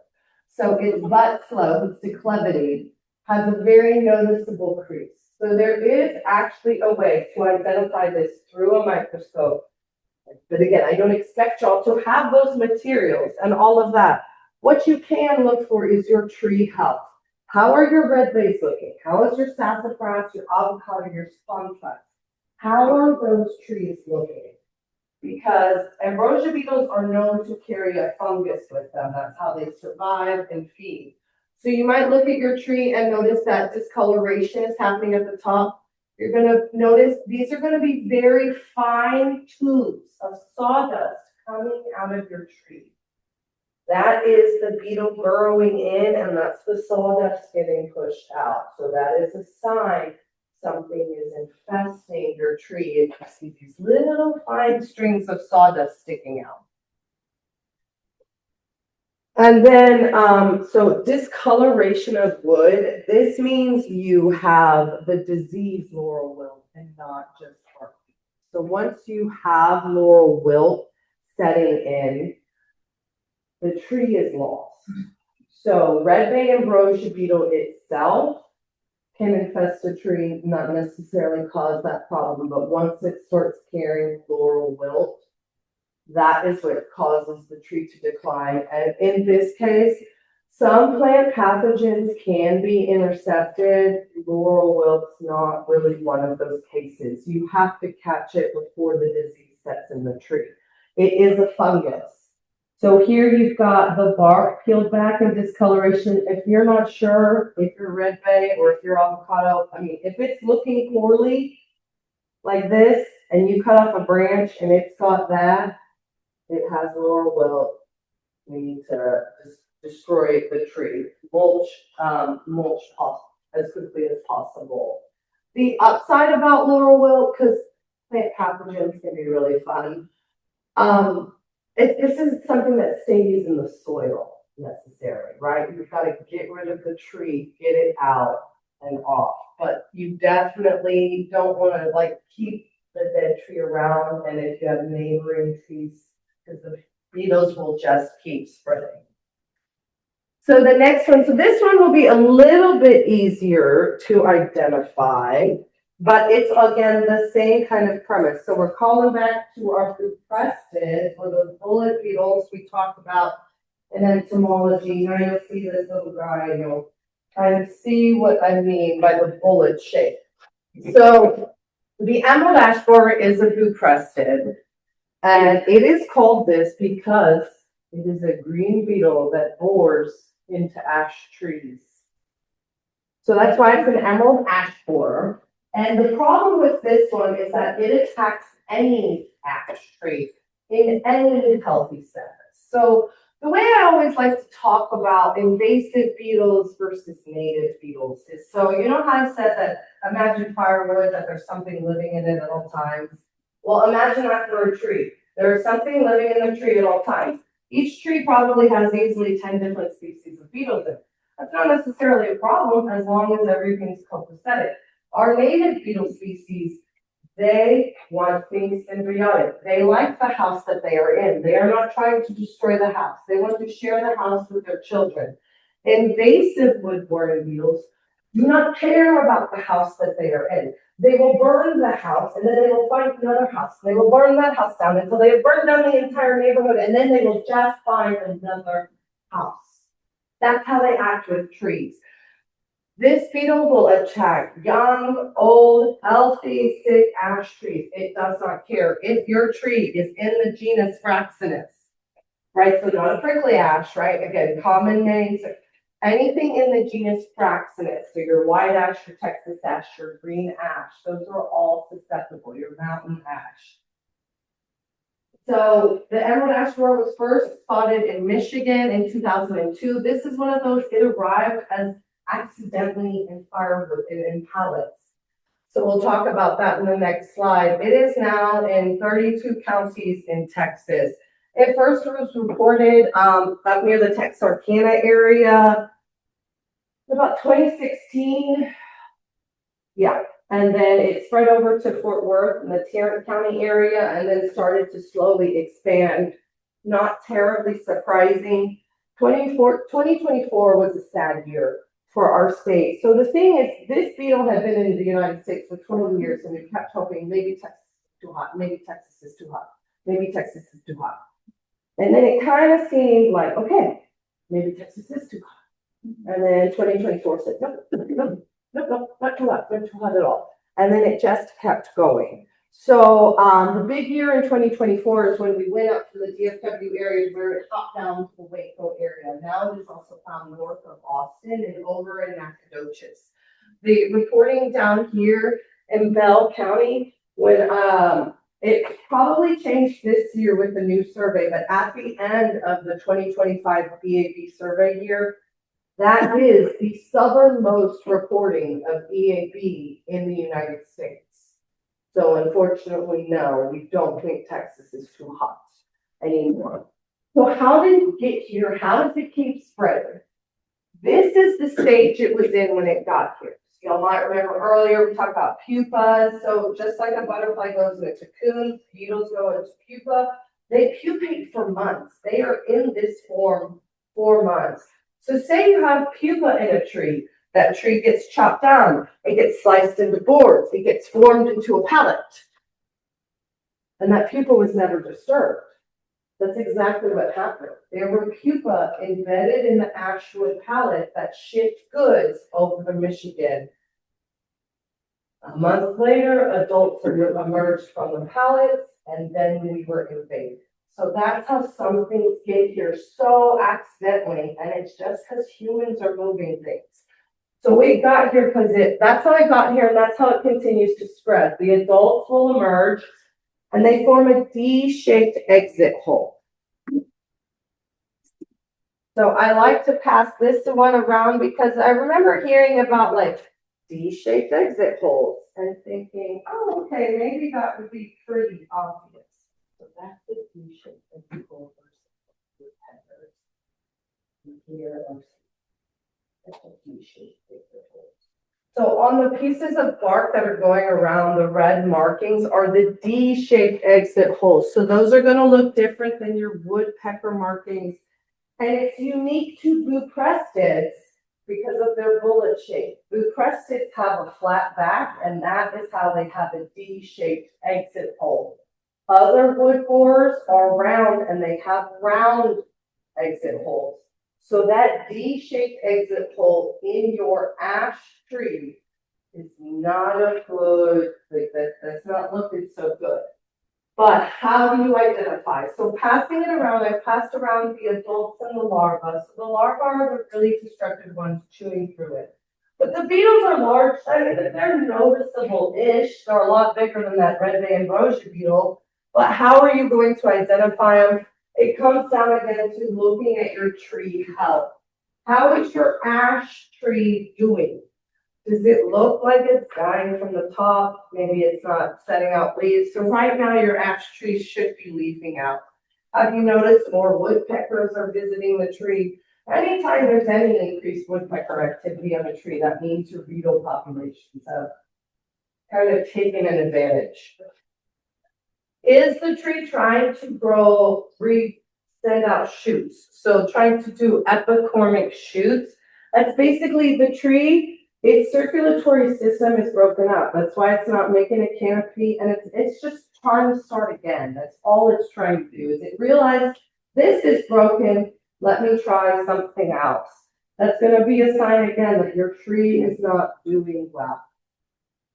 Those D-shaped exit holes. So if you start noticing, okay, my ash tree isn't looking so great, and then you start looking closer and you're like, no, woodpeckers, and then you might start noticing if there are any D-shaped exit holes. Please report that. Take a picture of that and get a hold of us. And then this is for any tree at any point. If your tree has bark falling off it, and tunnels underneath it. This tree, I promise you, this tree is dead. The tree is dead. So the way trees work is you have the outer bark and the inner bark. And then right under, and that inner bark is where the circulatory system is at. So it's actually very easy for it may you think the rest of the tree is there, but no, its most vital system is completely gone. It's eroded away. So if a tree, any tree is losing bark and there are bark tunnels under there, please destroy that tree. Please remove it because it is dead. It is dead. It is dead with a lot of beetles. And native beetles can cause problems too. They're just not as likely. But if a tree is stressed, it will die from beetles. So that's just an important note. So how do we tell it apart? We do have native blue crusteds. We do have native Agrillis species. So this is Agrillis planopennis, and we have native congeners. So seeing another metallic blue crested here in Texas would not be unheard of. It would be expected. So the easiest way to tell it apart is if you see a green metallic blue crested, you need to look at the underside. So the hardened elytra, those elytra wings are a metallic green. When it opens those elytra and it shows its abdomen, bright purplish metallic red. It's almost like the Christmas tree beetle, but it's important. The outer wings do not match the same color as the abdomen. And that's how you tell it apart from our native species. Our native Agrillis, their outer wings and their abdomen are the exact same color. So it may seem intense that I tell you, if you see a green metallic blue crested, to pop off one of its wings and see if its abdomen is red, that may seem intense. But what's more intense is letting an EAB get away with it without us knowing that it's all the way down here in Montgomery County, right? We're talking about one beetle for the greater good. So that's really good. And also these blue cresteds are not going to be found under ash trees. Insects have usually very specific relations with trees. But that's going to be the main takeaway is the different wing color and abdomen color on your EABs. So the next one, this one is not here yet. So this is the spotted lanternfly.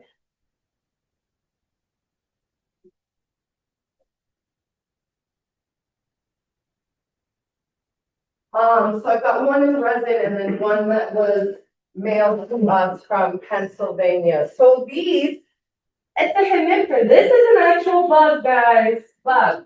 True bug. Okay. So this bug is quite the problem.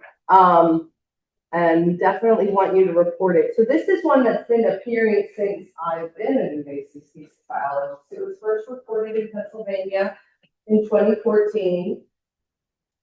It got here accidentally. No, we were not trying to bring the spotted lanternfly on. It just happened to be on a plant that was being imported, and then it got out. The downside about this pest is it is a very good flyer. So it's able to move very well on its own. So kind of like the, not moving firewood or not moving, it's the quarantine has to happen and not moving contaminated goods is important. But when an organism can fly 5 miles on its own every day, that's bad. So in Pennsylvania, 2014, 7 years later, so Pennsylvania has a huge amount of outreach. They had every single Pennsylvanian out there stomping any lanternfly they could see. They've done a lot with what they could. But again, if you have an organism that is very well at flying, we can only do so much. And so it's continued to spread so much so that when I was visiting my family in Maryland last year, they're like, Ashley, are you really stomping on them? Is that doing anything? And I give them the same answer. Something is better than nothing. Because honestly, that one insect, that would have led to 1,000 more insects. Trust me, they reproduce. So yeah, getting one, it all counts. So in 2024, it started to make a more alarming jump for me because it has now appeared in Tennessee and North Carolina. And then as of last year, it's also been reported in the Atlanta area of Georgia. So for me, in my mind is, I have family in Tennessee. Tennessee is a 12-hour drive, maybe. That is not that far away in the times of how, so the spotted lanternfly appearing here seems very eminent. I know Tennessee and Georgia seems far away, but it's really not. So why is it a problem? It can feed and destroy tons of many different host plants. So when something is a host plant, that means it can feed and survive off of. 70 different types of plants from vastly different plant families as well. So why we are concerned is they attack economically important things. So up north, they've been very concerned about like the cherry and the maple trees. And down here, we're concerned about our stone fruits and our grapevines. They will attack wine grapes. They will attack muscadine grapes. And then we have stone fruits here too. And we've got maple and poplar in our forest ecosystems. So another reason why spotted lanternfly is very likely to appear is we have one of its favorite host plants already here, already lined up, a little home away from home, if you will.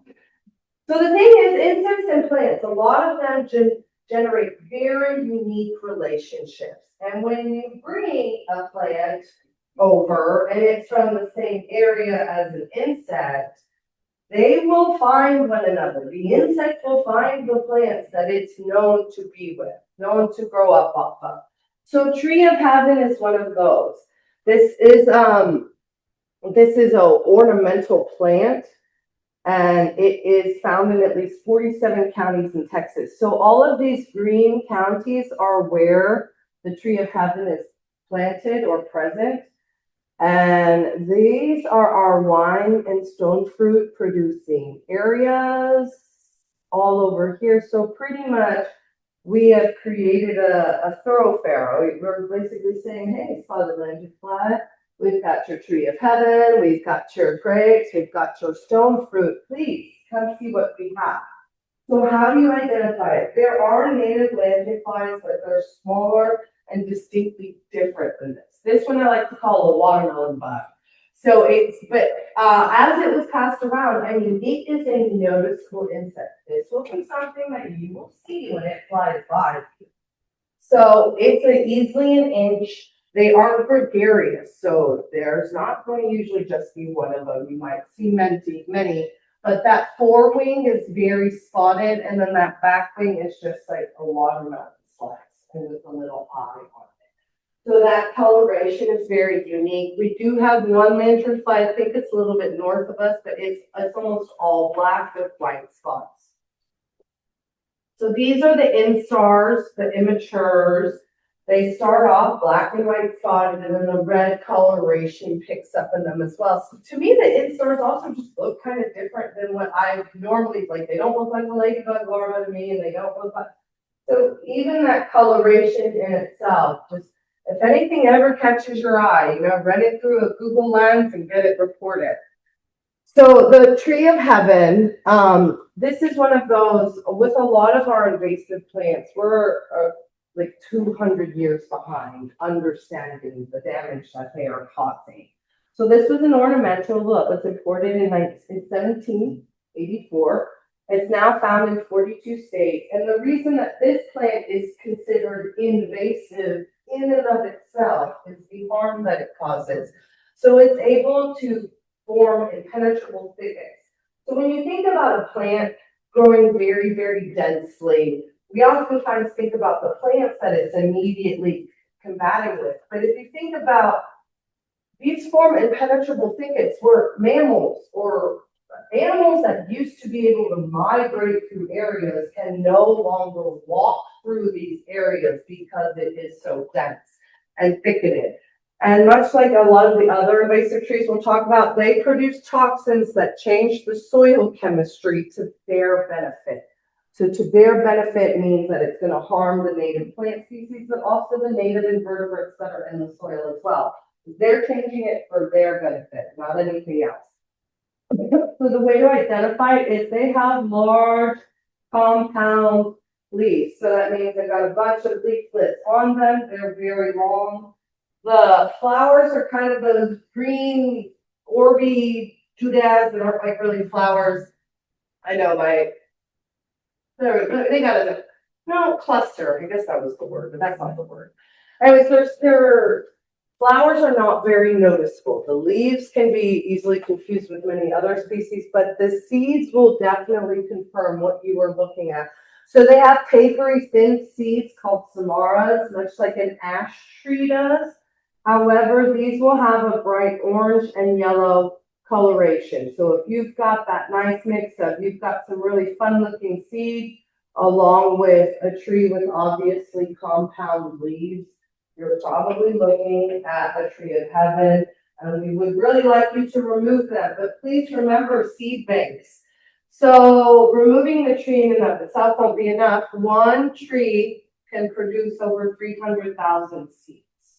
So when you remove an invasive tree, you definitely need to be breaking out seed banks underneath it as well, because also their seeds will last a very long time. I do have some handouts about this one up here. So another one of our sentinel pests is the jumping worm. This is one of those more kind of cryptic invasives. Did you know there was an invasive earthworm? I did it until a few years ago. I thought an earthworm was an earthworm, but that is why research continues. So it ends up that there is a completely different genus called the Amenthus. The Amenthus are a different type of annelid. So yes, they are in the same group as an earthworm. They are both annelids, but I'm going to have to start differentiating by saying earthworm versus jumping worm, just to help out. So a jumping worm has other things like a snake worm, might have been called Alabama jumper. I promise you they are not from Alabama. And there's over 400 species worldwide. We don't need to get into who the species does what, because it's the whole genus that's a problem for us. So how did it get here? How does any, soil dwelling invertebrate get here? It hitchhiked. It was in the soil of something else that was intentionally brought. And then, it spread because of people moving around potted plants, and then it's being used as angler bait. So then it's being grown in vermicultures and things like that, that's spreading around. And so this moment, I also need to do a quick PSA that earthworms are not native to North America. Period. Stop. Period. Stop. Earthworms died in the last ice age, and so our forests have developed to survive without earthworms. If you add any kind of earthworm to our native forests here, you are harming the forest. Those earthworms are going to eat the soil, and yes, they may be recycling nutrients, but the trees, their roots are going to then be exposed, right? Earthworms are not native, so our natural areas do not need them. The only place earthworms are acceptable are in an agricultural setting. In your garden, yes. Crop fields, yes. Anywhere else, no. If you're using them as bait, which is acceptable, right? You've got a fish, worm, but you have to dispose of those worms with you. And we'll kind of go over management, but that's just a really important thing to know. Earthworms, we're not even going to call them naturalized because they're not like a honeybee. A honeybee is naturalized. A honeybee causes almost no problems. Earthworms are acceptable in an agricultural setting. So just please keep that in mind. Don't ever go and dump earthworms at the National Forest or things like that. Our North American forests evolved to not have that.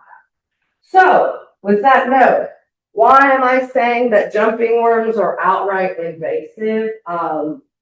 That's because they provide no benefit. So the reason we keep earthworms around is for that nutrient cycling, that composting that they do, right?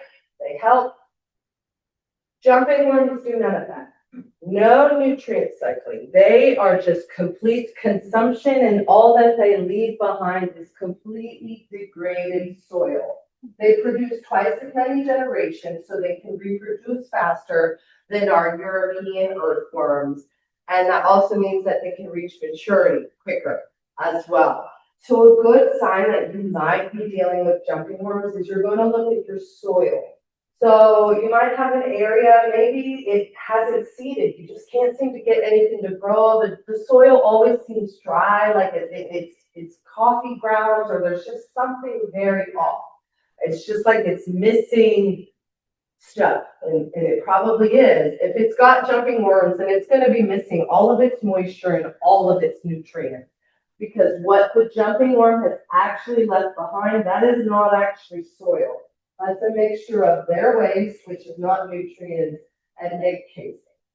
So they genuinely leave nothing behind.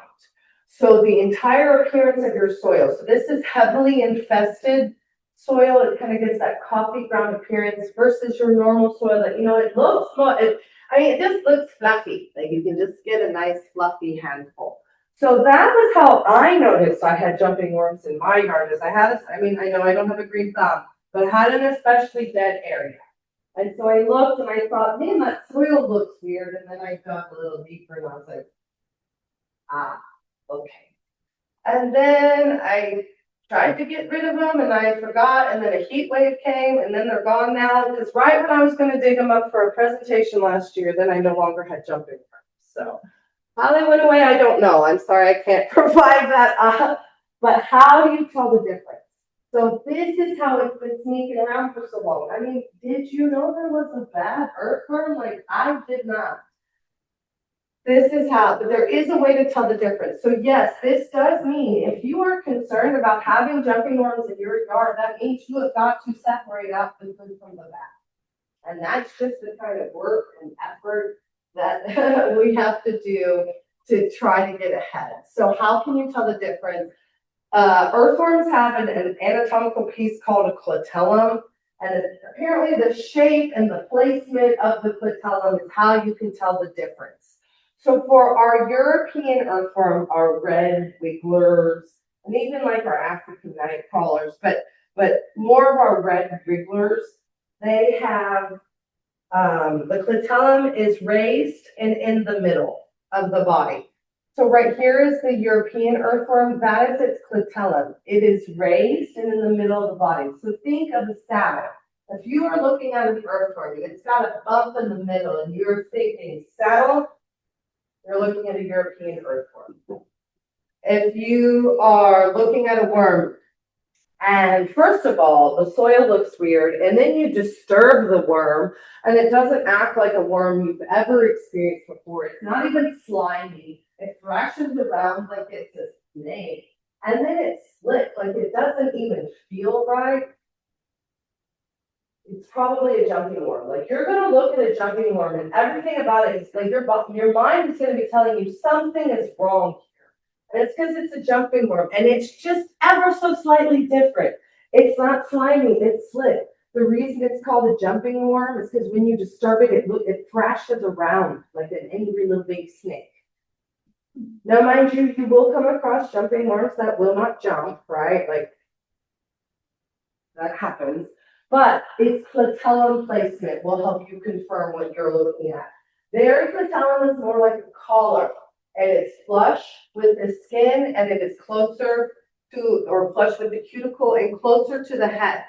So over here, we've got our jumping worms with that clitellum closer to the head. That's all jumping worms there, just to kind of show, but also to make note, sometimes they're literally full of dirt. So that clitellum is not always going to be white, but it is going to be flush and towards the head if you're looking at a jumping worm. So anytime you see a worm with the clitellum towards the head, pull it out, get it in a sealed container, and figure out a way to dispose of it, right? Get it out of your yard. And if you really want to get all the bad ones out, I highly recommend YouTubing worm grunting. It is very effective. And it's a good way to call all of the earthworms out, and then you can start picking off the big bad that you would like. Local invasive plants and pests. So some of those all were species that are on our sentinel pest list that we want you to report about, but some are ones that you're already dealing with. These are ones that we have a very good understanding of their distribution in general, and now we encourage you to manage, to remove them, to get them off of your property or wherever you can. So again, just a reminder, there is the noxious and invasive plant list run by the TDA. If you see anybody propagating or selling these species, send me an email, or if you have a friend at TDA, send them an email as well. and they will get on it. So one of those highly prohibited species is the Chinese tallow. And I know, Jesse, the field station manager, I forget that it's called Pearl. When I was a grad student, it was CSPS, so that's where my mind always sticks. I'm like, who's Pearl? Oh yeah, the field station. So tallow tree is all over this area. This is one of those cool, I don't know, I can try to say it, Ben Franklin's tree. It was brought over in colonial times. It was brought over because tallow soap was going to be a big deal. I think they liked that its leaves changed colors. It's one of those, it's been brought over, and even though it's been here for over 200 years, it is still considered extremely invasive, extremely problematic. No, just because it has consumed our canopies over here does not mean that it has naturalized. Because I get that a lot. Like, I get a lot of people trying to advocate for tallow, and it's like, no, just because it's been here a long time doesn't mean it's okay. So, what makes it invasive is it can grow anywhere, anyhow, out of concrete, out of a dead trunk itself, in the complete dark. I mean, it can do whatever. And also its seeds will remain viable for up to 5 years. So you get rid of a tallow, those seeds are just waiting. They're just waiting for their day. So with a tallow, you've really got to make sure you are raking up the seed bank and throwing out all seeds that you can. It will resprout. If you just cut it down, it will resprout. Cutting it down does absolutely nothing but make it mad and make it grow faster. So how can you identify it? It's the one with the kite-shaped leaves, those heart-shaped leaves that do change colors in the fall. My mom's from up north, she's from Jersey, she used to talk about how trees don't change colors down here. And growing up, I'm like, well, what about that one? We had a tallow tree growing up. I didn't know. It got chopped down 10 years ago, but they will change. And so that's an easy way to spot it in the fall. Right now, we've got cat cans will be coming out. They're green, globular seeds will be forming, and then those seeds will pop open and provide these nice little popcorn seeds. So what's also so great about tallow is those black seed coverings that are over the popcorn seeds are so full of tannins that they cause very significant problems in many environments. So the tallow tree in and of itself has been shown so it changes the pH in the soil for its benefit. It can acidify waterways because it's dropping its seeds into it, and the tannins, just like the tannins in wine and tea, same sort of tannins. They acidify waterways, and tallow has now been directly linked to the reproductive failure of frogs. Frogs are not metamorphosing from tadpoles into frogs because tallow is changing the pH of water so much. It does not matter that this tree has been here for 250 years. It is highly invasive. I do not care if the bees like it. Cut it down when it's not flowering. Okay. So anyways, that's one of my oh man, tallow makes me mad, and China berry makes me really mad too. Because this guy, no benefit to pollinators. None whatsoever. Pollinators do not come to this tree. So this tree pretty much does the same stuff as a tallow. It's messing up the pH of the soil, which is messing up the other plants and the other invertebrates. But then it's producing flowers that have no benefit for pollinators. And it also has seeds that are poisonous. Like almost the entire tree is poisonous. So literally nothing gets anything from this tree.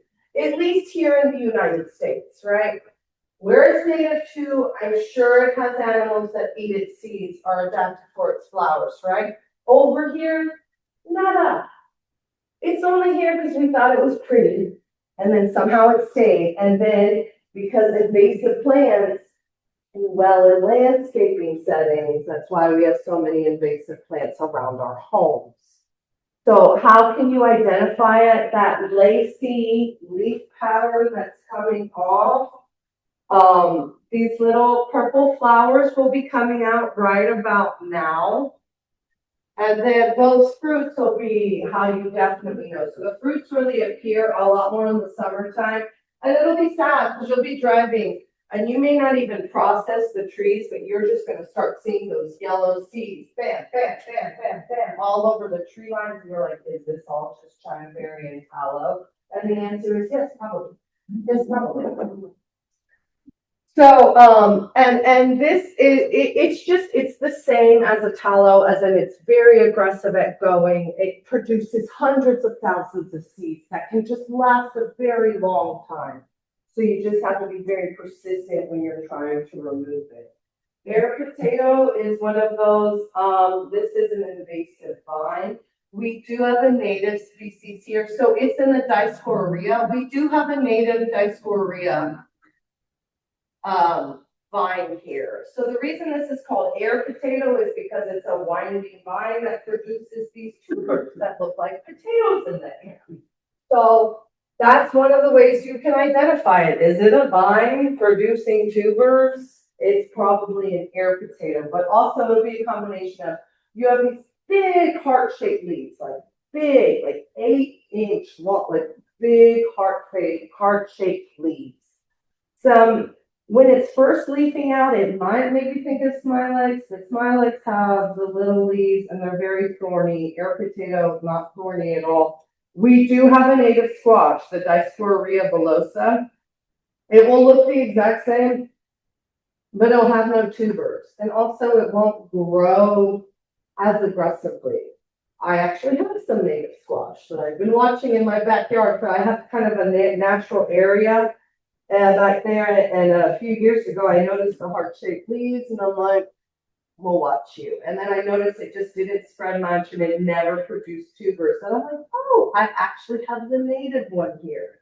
But if it was air potato, it would have started smothering all my other trees in general. And that's why it's so problematic. So much like a climbing fern, it can create that fuel, that ladder of fuel ladder. Either way, it can help fire get to the canopy, the tops of trees, and that is not how wildfires work. Wildfires are very natural and necessary occurrences, but it's only supposed to burn what's on the ground. When you have vines that are going around and smothering trees, not only are they smothering them from the lack of oxygen, they are literally allowing fire to reach them up at the top. And when the tree gets burned at the top, that's it.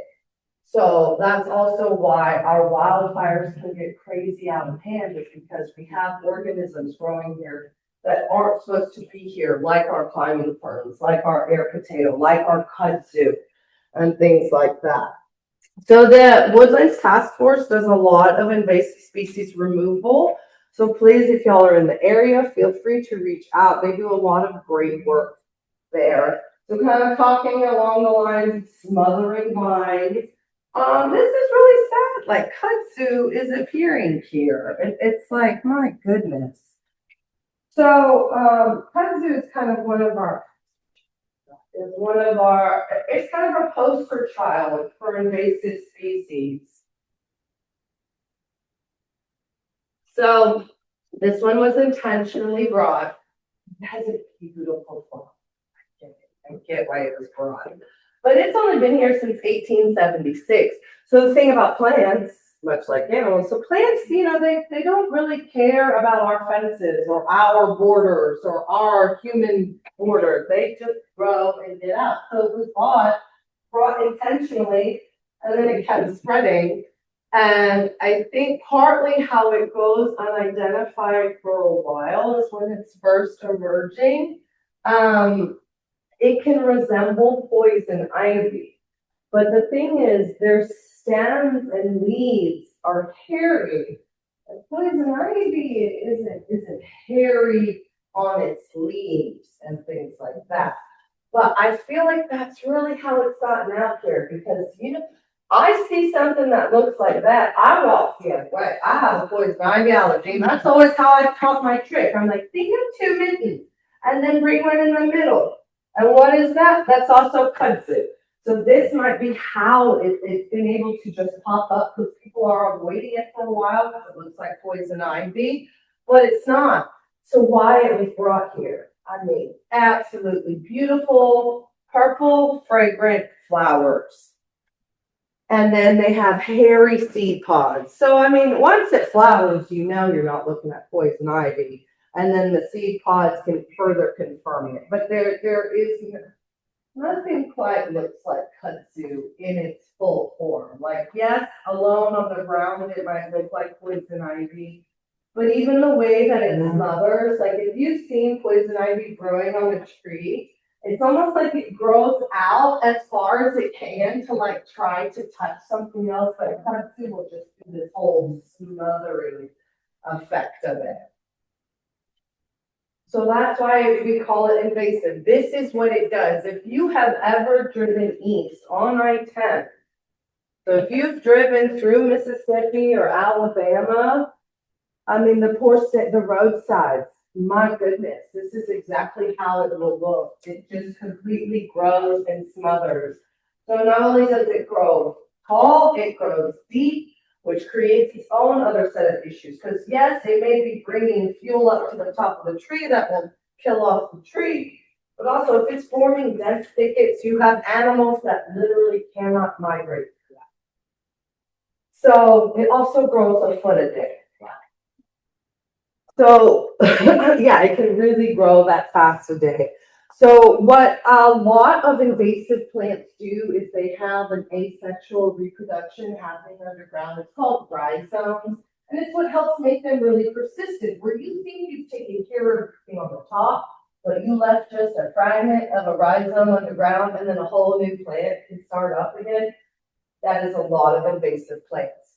So really it's just persistent removal, and then sometimes you might have to get chemical application in there, but really persistence is how you can get eradication on a local level. Local as in your backyard, like very local level.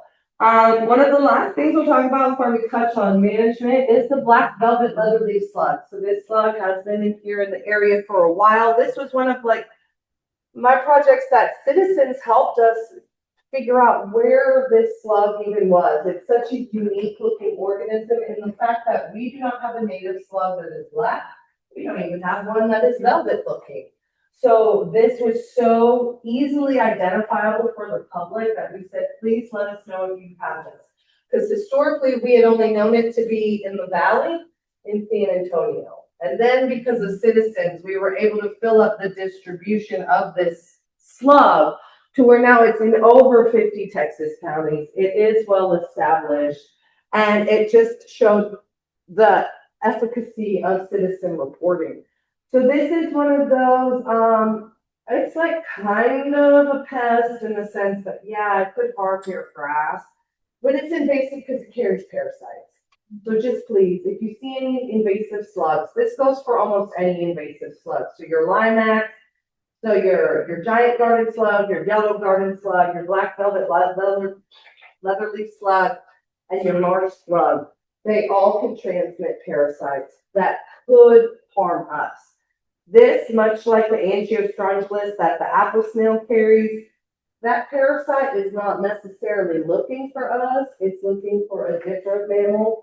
But we are mammal enough, it could be a problem. Parasites don't care. They just try to get, if you are mammal enough, they're going to try. So that is why I said before I became a parasitologist, I mean, I still think slugs and snails are really, really cool. I just came on a good conscience, recommend you to handle them barehanded and then touch your mouth or things like that. Or have your kids keep them as pets, right? So the parasite, and that parasite that I've talked about from any of these slugs or snails, it is completely preventable. Wash your hands before touching your mouth. Do not keep slugs or snails as pets. Wash any garden fruits or veggies. And that's just because the parasites can come out of their slime trail. So if you imagine a slug, anywhere it could crawl. But it's something as simple. Wash your hands, wash your fruits and vegetables, becomes completely preventable. It's just this parasite system is not something we are accustomed to in the United States. Trust me, almost every other continent has to deal with this. But that's part of our education and outreach. It's not only is the slug a problem, but it could be carrying stuff inside of it. So please throw these away or dispose of them in a sealed container. If you do touch them barehanded, you will be fine as long as you wash your hands before touching your mouth. The parasite has to get in our mouth. So as long as you're not eating the slugs, you should be okay. It's just there are other ways to come in contact. So the last little one, I do have just some handouts, is if you've got some citrus trees, please reach out to us if you're concerned about if there might be any psyllids on there or not. So we are in Montgomery County. We are in an area with a citrus quarantine, and that is because of this guy. So this is the Asian citrus psyllid. It spreads citrus green. But unlike the emerald ash borer and unlike the spotted lanternfly, the psyllid cannot fly. It does not fly. The only way it has been spread is by people moving it around. So that is why we have a citrus quarantine. So there are four different quarantines in our state. So we are in a quarantine up here. It's Montgomery, Harris, Brazoria, Fort Bend, right? Yeah, and Galveston. Galveston's the other one. So that's also why whenever you drive up to Huntsville, right by that way station, it says leaving a citrus quarantine, do not move citrus. This is what it's talking about. If you move content, so this means nothing should be coming in or out of the quarantine. So that means here in our area, we have a bigger quarantine area. So that means you can buy citrus from anywhere inside of the quarantine, but you cannot take it outside of the quarantine. You cannot. I have lemon and lime trees. Like if I leave my house, if I leave the county, if I leave the quarantine area, they cannot come with me. We can't move the citrus, right? Everybody has to stick to those rules because the psyllid does not move on its own. So that's talks. I had to have very serious talks with my husband at one point wanted to bring over some oranges from Florida, and I said, "Sir, I feel like the USDA is going to come after me just for saying that." Like, no, absolutely not. That's violating the citrus quarantine in the biggest way. But that same concept goes for these other quarantines as well. And technically, we don't really want you to move things into the quarantine as well, but you certainly are not supposed to take anything out. So what does the citrus psyllid look like? It'll kind of look like aphids or hoppers or things are on your tree. But their larvae, their nymphs, are kind of these flat-bodied things that secrete a white waxy. So instead of a honeydew or a sticky substance, it's this white waxy substance that might make your citrus trees look like they've been dusted or something sneezed on it, or, just there's going to be this kind of coating. That could be a good sign that you're dealing with psyllids. And so we definitely want you to give us a contact because we have specific funding for this. And if you can catch the psyllid before it spreads citrus greening, then the tree can be saved. But once citrus greening reaches the tree, like many plant pathogens, just like more wilt, once the tree has citrus greening, it's done for. So the reason it's a problem in the economic sense is that it stops fruit production. So the tree is no longer able to properly photosynthesize. It puts the effort into the wrong thing. So the fruits come out wrong. They come out sour, inedible. So it stops its production, but it will kill the tree. And yeah, there's no way for it to bounce back. So we do have some specific funding, like from the USDA, to do citrus education and outreach. So if you want me to speak to your group about more citrus diseases, things like that, have bag, will travel, have funding for this, will travel. Also, we can set up psyllid traps if you're concerned about them appearing at your citrus trees here in the area.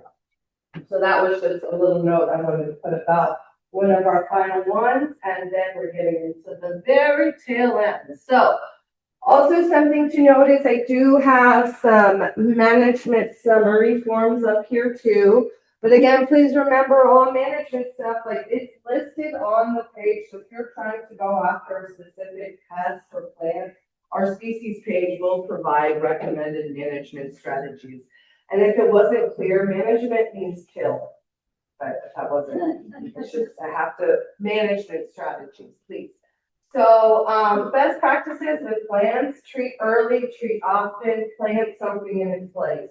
But just stay vigilant. You just gotta keep checking on it. Don't think that the invasive will do what it can to come back, but a lot of it, I mean, especially even like I've learned a ton going to master naturalist conferences and stuff, but even just the effort of if you are there and you are removing the invasives every time, you may not even have to plant chemicals, but if you are removing the invasives, you give the natives the benefit, you give them the advantage. That's the thing, is our plants just need the advantage sometimes. So, I mean, if you have got the time, you can rehabilitate without chemicals for a lot of prairie setups. But oftentimes some chemical interference might have to come in. But hand culling and weed wrenching, I mean, yes, please. If you can start there, please start there. Early detection is what we live and breathe. If we could catch it early, then that means we could get it before it's a huge problem. Keep in mind about mowing or grazing. Sometimes that excites the plant. It makes them grow a lot faster. Like I think Johnson grass loves to be mowed. So check our page for that kind of stuff. Because sometimes you may think they're taking care of it and all you're doing is giving it a holiday to grow more. So prescribed fire is always great. I know it's not feasible in this county, but if you have property in areas where burning is allowed and we're not in a burn ban, and you are trying to manage a large area, fire is amazing for that.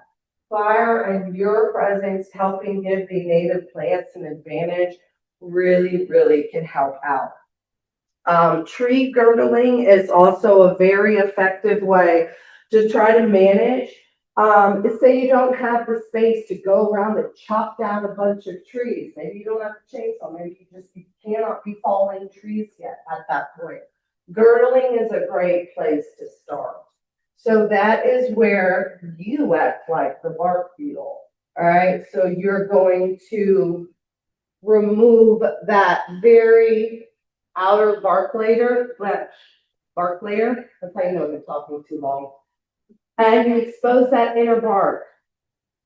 That's what bark beetles are doing. So bark beetles, all that stuff, they are destroying that inner bark. So when you are girdling a tree, you are acting like a bark beetle in the sense you're trying to expose the tree's circulatory system to let it die. But also girdling is almost like a slow death where it may not perceive that it's dying, and that's actually a good thing, especially for things like privet and tallow that will start shooting up so many other plants because it can tell that it's dying.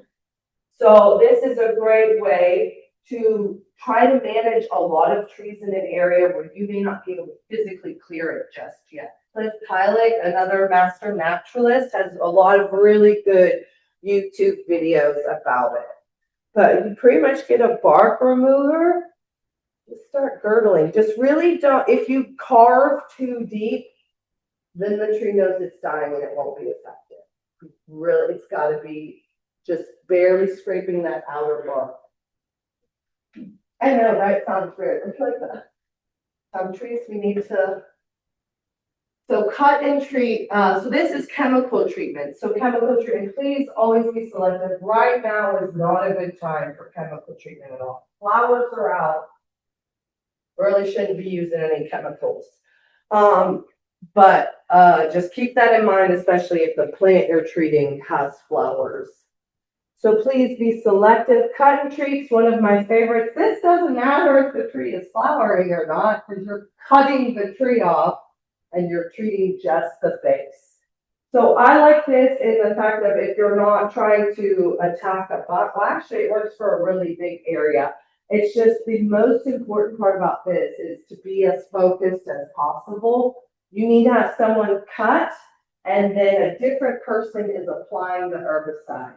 Add a little color to your herbicide Take a paintbrush and you paint it on that tree stump. You're focusing your application. It's one of those like, PPE, focus your application, make sure that you're being selective on what you're doing is how you can just be as efficient with your chemical treatments. But this one, it's the timing. Think about a paper's cut. You cut your hand, get a paper cut that day, ow, it hurts, oh man, it's sore, but then the next day, maybe it's already starting to heal over. Trees do the exact same thing. So when you cut it, and then you wait 2 days to apply an herbicide, you've just entered chemical into the environment for it to do nothing, right? Like that tree's already starting to heal over. It will not absorb those herbicides. So the timing is also about efficacy as well and limiting it. Foliar sprays, often what people think about when they think about chemical treatment, they may be like, oh, spraying the leaves. That only works for some plants some of the time. Now, it's a very good approach for many invasives. Don't get me wrong, but some don't respond well to foliar spray. So it's where you're spraying the leaves. This is what you definitely should not be doing right now at all. Flowering plants, we should not be spraying poison in the air right now. So this is best to be done after a plant's flowering cycle, and definitely when it's not raining either, right? We don't want runoff. We don't want any unintended consequences when we're doing these kinds of things. Basil spray is a really good approach for young trees. So if you have a lot of young trees around, you can spray the base of the tree with it. And the reason it's with young trees is they don't have that really hard bark yet, so they can be susceptible to the chemicals. Stem injections, like a little bit of everything. Say you've got a bunch of trees that you can't quite cut down, but they're too hardy to do basil. You do stem injection or hack and squirt. You make hacks, and then you squirt in the herbicide into the gashes. So again, you're trying to kind of be like that bark beetle. This is also one, avoid when the plants are flowering. Most plants, like they've done some studies where the herbicide should not be reaching the nectar through the circulatory system, but it's one of those, if you are applying any kind of poison, just not during flowering events. We don't know enough about each individual plant's biology for me to say, yeah, 1,000% Chinese tallow's nectar won't get polluted if you're doing this, right? So it's just a good rule of thumb. If flowers are out, don't do chemical treatment. But as soon as those flowers are gone, please treat the plant. Just do something. Don't leave it alone. So just please remember, always consult herbicide labels. Y'all got a great extension agency here as well. I mean, there's a lot of advice online that is not bad. And again, you can go to our website to get a lot of the plant-specific management treatments. And there are just some good timing treatments. But really, like October is kind of what I recommend in our area is peak invasive plant removal. Somehow tallows and privets are just more susceptible in October. None of them are flowering. Seeds are done and over with. So October is usually a really good time to go after those things. But whenever you're going after any plant or animal, invasive that is, please be sure to bag it up, especially with our invasive plants. You leave seeds behind, it just can create more trees and things like that. So please just making sure, and especially like back to apple snails, it needs to be bagged up if you're removing it. Please put something in its place. So you might have taken a bunch of things out and you're like, oh, okay, great, it'll be fine, it'll be grand. No, you've got 5 years of tallow seeds and 300,000 tree of heaven seeds, and you got a lot of other seeds waiting in that ground. And nature does abhor a vacuum. Invasives will try to fill that vacuum. So just plant something native in its place. Just once you pull it out, put something else in. And I promise you taking care of that native will be enough of the advantage that needs to happen. Just remember there are plenty of native seed companies around. And also, I mean, what I really liked about one of the North Texas chapters was the propagation. Take seeds from your other plants and reseed with that. And, propagate from your own things. That's perfectly acceptable, right? You don't have to go out and buy it. It's just that there are like approved native seed vendors out there where you can ensure that you're getting native seeds instead of because that's also how a lot of our invasive roughage, like a lot of our other grasses, they were accidentally brought over. So just please remember, think about, it's not just the invasive plants that are in your yard, but it might be the company that they keep, right? What insect relation might they have that could be coming into your yard? So think about that when you're planting natives. Please, any tree that has died by too many insects eating it, please get rid of that tree, whether it was native insects or invasive insects. If the tree has died from too many bugs, insects, please remove them. And then submitting reports. So this is kind of the final thing. It's just I get asked like why directly report to texasinvasives.org. And the thing is just we existed before iNaturalist, and our reporting structure is still valid and it still works, and we still have direct connections to all of our funding entities. Now, while they do scour iNaturalist and Parks and Wildlife, they have people set to scour iNaturalist. This just helps focus it. We're still a viable pipeline. So what lately I just encourage is if you report something on iNaturalist, just also go to Texas Invasives and put it there. Or sometimes just send us the iNaturalist link. Because in some of my free time, I'll figure out how to get those two things to talk to each other. But it's just that our platform is still a very viable thoroughfare to the entities that can do something about it. So your emerald ash borers, the apple snails, those kinds of reporting, please just let us know. And that's what all of these here are on. So all of these paths, all that information gets shared with our funding partners. And all you have to do is fill this out. So this is it. It's really just location, a picture of the organism. And again, there's been ways where people have been able to fill out this report form by also just popping in their iNaturalist form as well. Just keep the picture in focus, and that is really all that we have. We're just trying to confirm with some amount of not validity, certainty, that's the word. I need a certain level of certainty before we can say, well, I'm pretty sure that's a China berry. It's just we need the strong clarity. Because Texas Invasives at first was initially created to kind of get in distribution of things. And now 20 years later, trust me, we know where things are, but we really want to keep up with things that are emerging and stuff. So we've got to have just a certain amount of clarity and focus. But that's where things like iNaturalist have kind of helped everybody's awareness for this kind of platform where it's like, yeah, exactly what you do there. You just go to our website as well. And then, just remember to stay informed. I will get these all entered, and at the end of the month, we will get a lovely iWire posting about that, just to kind of recap. Texas Invasives is where you report these sentinel pests. So those ones I talk about reporting, that's at texasinvasives.org. But both of our websites will have how do you manage what you're trying to manage? And then if you ever need to reach out to me about this workshop or citrus sampling, my email is there as well. And that's it. I'm done. Any questions, I can take them. But also, lots of handouts, lots of freebies up here. So please grab anything. Any questions for Ashley? Do y'all provide any kind of assistance to property owners for eradicating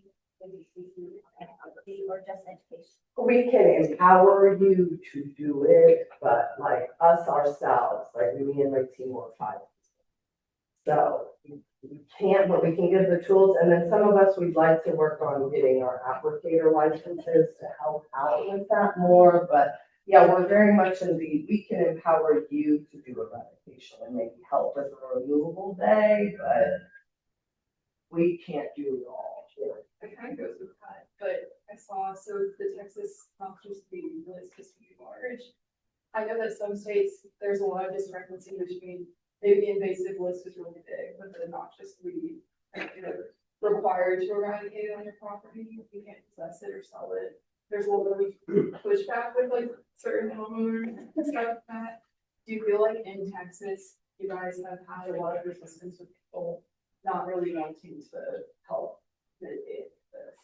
I feel like those that are on that list are pretty, like, there's a lot of like acceptance. Because things that are listed as noxious means that are harmful to us or to livestock. So that's why they have to be removed off of our rangeland. But the invasive plants, yeah, I mean, a lot of people accept it, but trying to get something added to that is a very big ask. And like, I've been wanting to get privets on there, but there's like it's almost like you have things that are on the list are pretty well accepted as, oh, no, those are bad in Texas. But things that are on, it's more of the pushback on trying to get something like added to the list might be a lot harder to justify because you have to justify why selling that is no longer, like, you're basically telling the state, stop making money off of this, here's why. And you have to have very good justification to tell an argument, like, stop selling it. But I know a lot of other states have a lot more intensive lists and things like that, but that just kind of goes with the states. Okay. Well, thank you, Ashley. Ashley did say she has some handouts out here, but first, I would like to piggyback off of this awesome presentation. Kim has something to say about what's going on at Lake Livingston. I'll get your PowerPoint up. Okay, great. And I'll start, because I know we're running a little late, so I'll start talking. I'm Kim Livingston. I'm part of your training team on the one improving all your VMS hours. So if you've got questions about that after, you can see me also. But I wanted to talk to you about Friends of Lake Livingston. It's a really unique volunteer opportunity that only happens a couple of times per year. And we have 2 of those dates coming up, April 23rd and April 30th, they're Thursday. So if you're working full time, it's probably not for you. But if you want to take a day off and come see what's going on, there are, Lake Livingston is a man-made lake. And in theory, reservoirs don't last more than 100 years, a man-made lake. So what can you do to keep the lake healthy, keep it from filling in and silting? And that's the purpose of a national nonprofit organization called Friends of Reservoirs. And Friends of Lake Livingston is a nonprofit. It's one of Heartwood's partner organizations. And people from our chapter and the Honeywood Lakes Livingston chapter work together to take care of. Oh, it's not working? What's the trick? It's okay. Okay, you can just advance and I'll talk. I think it'll work now. That's okay. All right. So anyway, this is an image of Lake Livingston. Probably many of you have been there. But the idea is that you want to keep the lake from silting in and put some plants in it that are going to keep it from doing that. And the partnership is allowing that to happen. But I gotcha. okay. So those are the purposes. It was started in 2013. So a couple times a year, go ahead. Couple times a year, these organizations get together and have what we call planting day, where area high schools will come out to the designated planting site along one of the shorelines. And we have boats from Texas Parks and Wildlife, the Trinity River Authority, will come, and they are all together, our volunteers are together, overseeing high school students who are taking a field trip, a day off from school, either for their science class, their ecology class, or ag class.